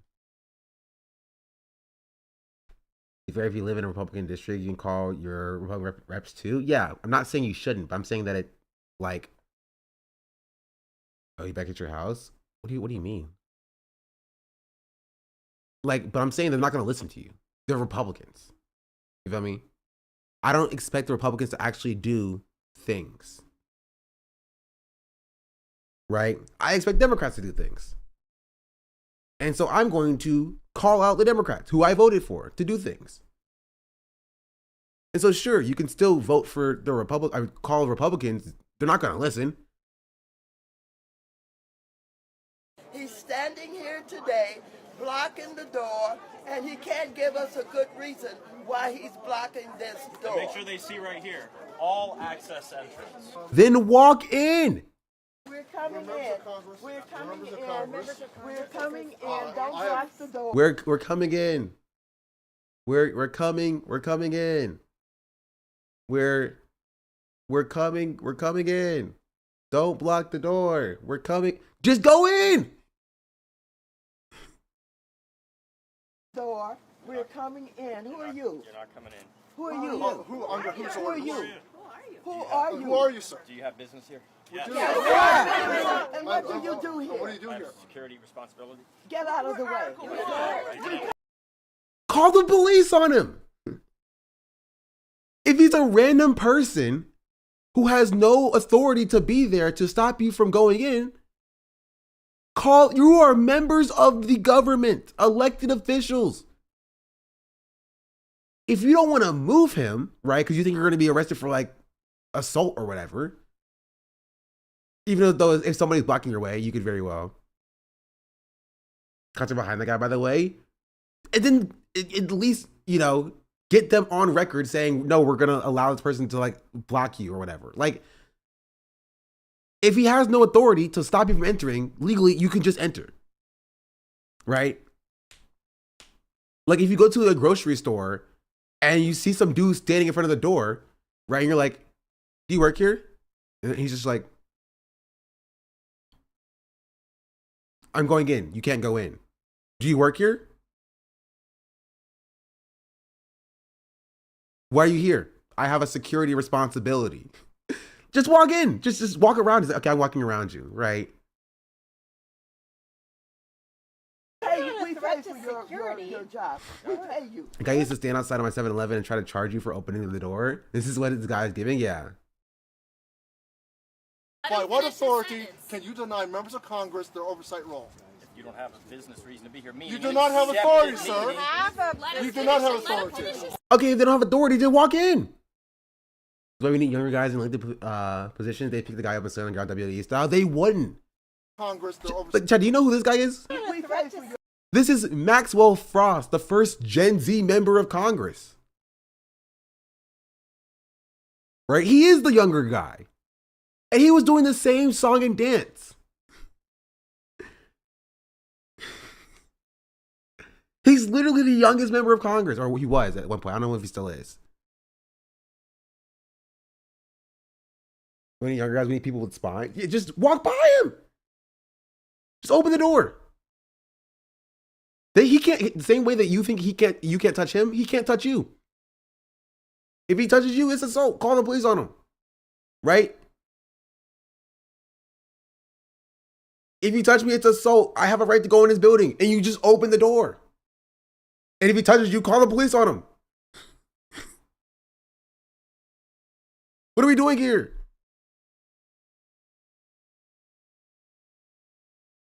America's reaction to all this is so weak. Do something. Just ignore him and force yourself in. He's not a government employee, nor does he represent a government entity. Can't really do anything. Nah, they're not like Trumpies.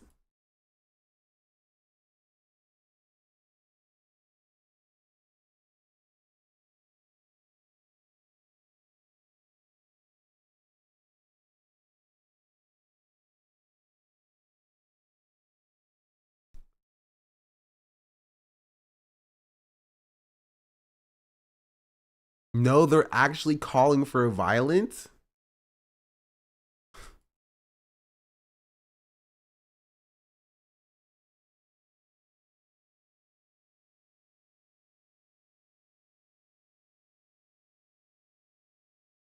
Y'all too nice. If a renegade is blocking the door, you really think words are gonna move him? Have him arrested for trespassing, and then he'll have to show you who he is and why he's blocking the entrance. There's armed police behind the door. The police are not gonna help us. Then call them. He has to identify himself. You can't just say, I'm here for security purposes. You can't come in to a public like place.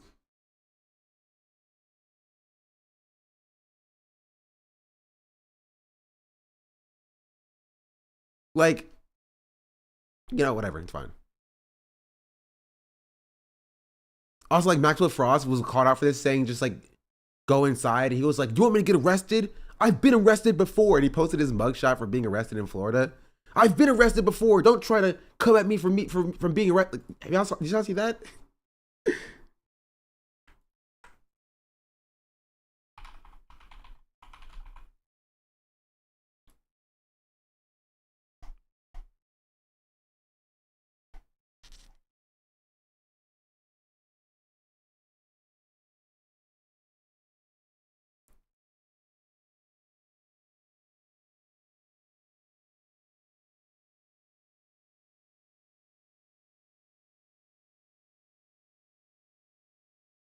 Here's his TikTok. Hey everybody, I'm here with multiple members of Congress. We're here to go to the Department of Education to fight for education, and they have locked the doors. They're not letting us in. It says all access entrance. There's this random guy out here who's refusing to let us in. His name is and right Jim here, Hairfield. what's his name? His name is Jim Hairfield. And right here they have Jim Hairfield? Who is Jim Hairfield? Do they know this guy?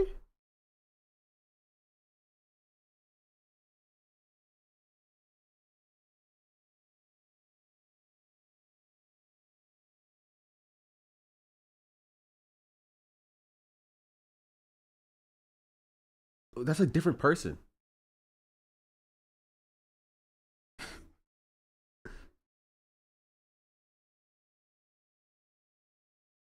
Deputy Assistant Secretary to the Office of Security.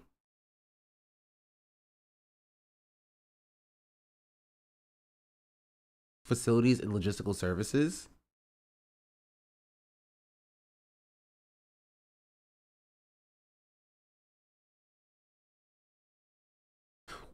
What is okay? I can't do Blue Anon.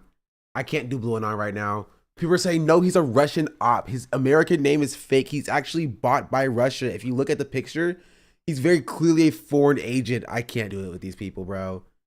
I can't with these people. I can't. Literally, they're saying like his name is Toby Jensen Van Rensburg, and his American name is made up. The guy in the picture is obviously enhanced his profile pictures to look like a small, strong-jawed man, but in reality, he's like an incel meth head he is, and now we have foreign agents in our federal government. Bro, Blue Anon is insane. That can't be a real take. I promise you, I read it verbatim. I read it verbatim. This is a take that somebody actually had.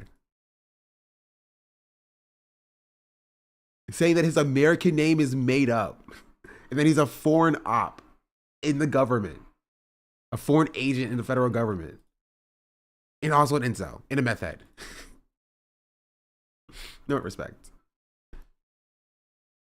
Respect.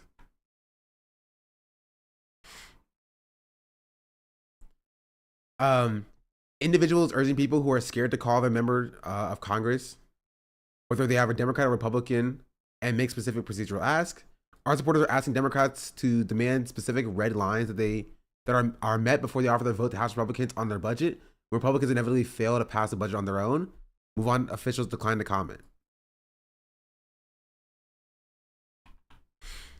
Democrats.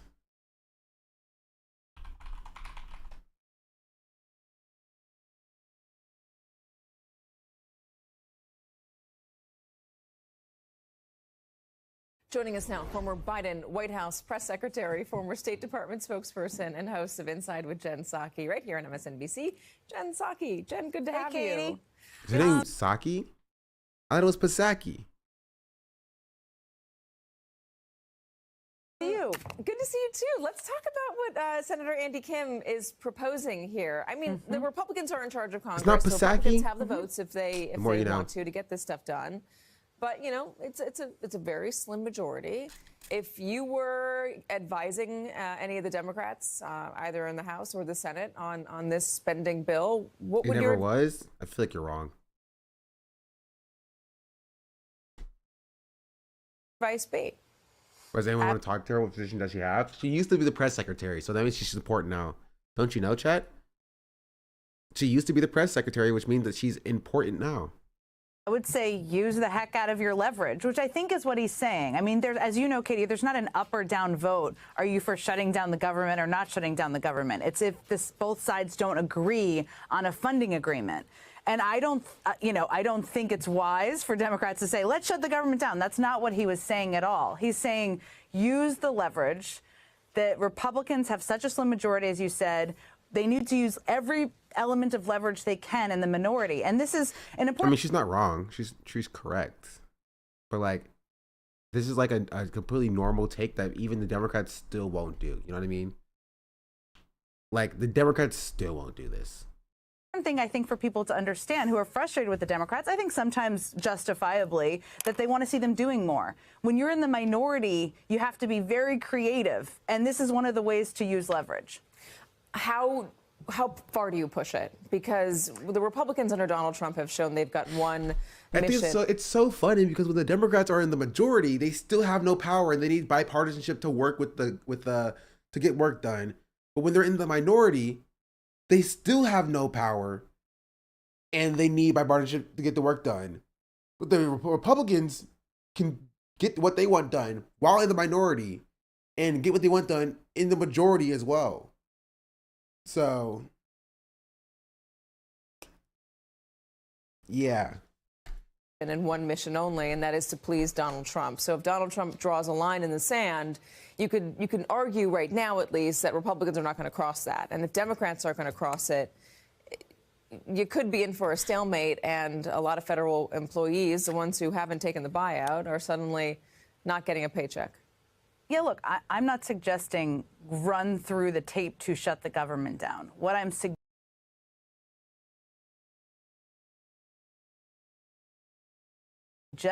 is make it a painful process and use every element of leverage that they can use to get to that point. It's a hard message to sell, to your point, Katie, to say we are defending federal workers, which the Democrats definitely are, in contrast with what Trump and Musk and are doing right now, and nobody seems to be objecting to in their own party, to also say, but let's shut the government down and prevent people from getting paychecks.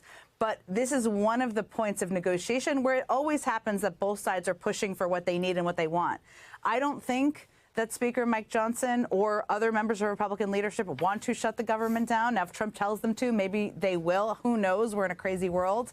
But I think this is a point of leverage that they should use, and it isn't always one that the minority always uses. The Republicans do, but the Democrats don't always, because they're usually better actors than that. I'm curious about the larger Democratic role here and strategy going forward. It has only been a few weeks since Donald Trump was inaugurated. I think it's a lot to ask.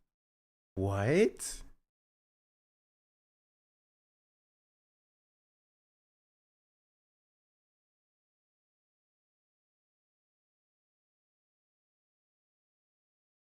Sorry. Okay. We'll get to that in a second. I saw something I thought was insane and crazy. We'll get to that in a second. Anyway, you guys know this character, this guy on Twitter?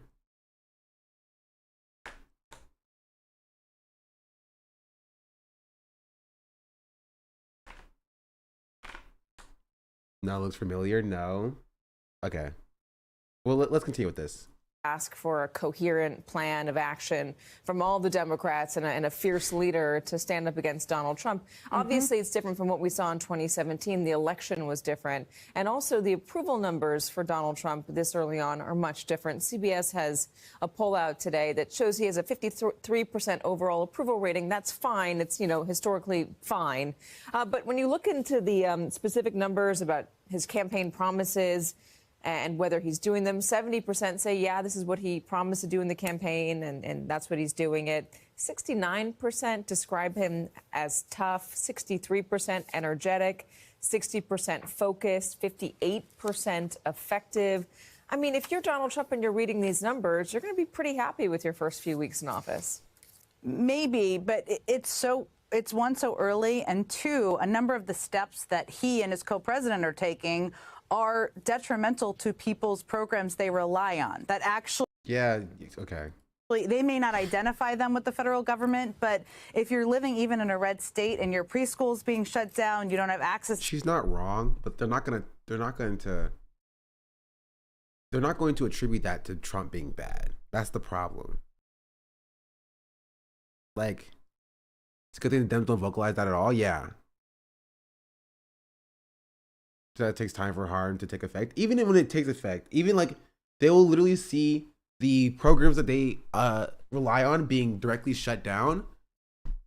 And even then, they're not going to attribute it to Trump. They're going to attribute it to the Democrats and Joe Biden's, you know, a holdover from Joe Biden's economy, you know? And like, the problem is like the Democrats don't message to these people. Right, they spend all their time throwing their hands in the air, saying they can't do anything, while the Republicans will do horrific things, and the message that those horrific things that happen are because of the Democrats, and they're going to eat it up. They're going to believe it. To the Medicaid funding you normally would, your farming subsidy. You go ahead and saying 54% say we're in a constant crisis. Yeah, but like those are incompatible, right? 65% of Americans could think Trump is doing a good thing, while 54% of Americans think that we're in a constant crisis. And there can be overlap there by some of those people who thinks Trump is doing good, thinks that he's fixing the crisis that we're in now. You know what I mean?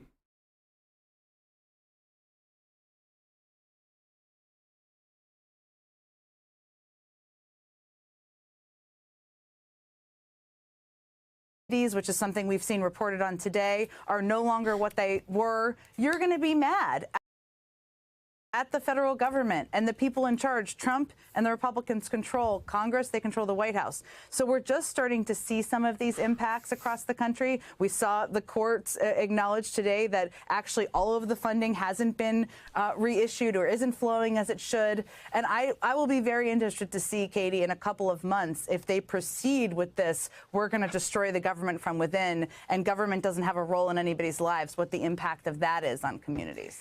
Let me ask you about strategy, broader Democratic strategy. There are a lot of different analyses on why the Democrats lost. One of them that I thought was pretty spot on from my conversations with folks out there was that they were seen as defending the status quo. Oh, wow. If only there was a movement and a group of people who were saying that's the case before they even ran in 2024 to begin with. Thank you so much, MSNBC, for getting to this and arriving at this position 3 months after the election had already concluded instead of being there over a year ago. Yes. Yeah. This is what we've been saying. But MSNBC was running the line. As soon as Kamala lost, they were running the line that she lost because she's a black woman and that black women could never win in this country or whatever. And now we're finally doing analysis about why she lost, being, you know, the fact that the Democrats just defend the status quo and they don't care about the average person. Here today, blocking the door. We should be back. I don't know why it happened a second time. Refresh. F5. F5, chat. F5. F5. Saved. Saved. We're back. Hello. Welcome in. Jeez Louise. They're preying on my downfall, chat. They saw I had good viewership. Do you know who Will Stansel is? Unfortunately. And they're like, we need to stop him. He's speaking too much truth. Too much truth to power. During Black History Month, indeed. I think that they are... The second F has hit the tower, but as a nation, we have recovered. Yeah, we recovered by instituting TSA. And now you have to go through security before you go to the stream. I think MSNBC realized it after watching Shonda Black videos on it. True, because I said that exact same thing. See, it's confirmed. Confirmed. It is like slavery all over again. Do you think that that's true? And then number two, if it is true, are they falling into that same trap of defending the status quo, which Americans have said pretty clearly with the vote for Donald Trump they don't like, by going out and saying... Bro, Bernie Sanders started a new party. Is he waiting for the right moment? He's like 59 million years old. I don't know how old he's like 70, 72 or something, right? How old is Bernie?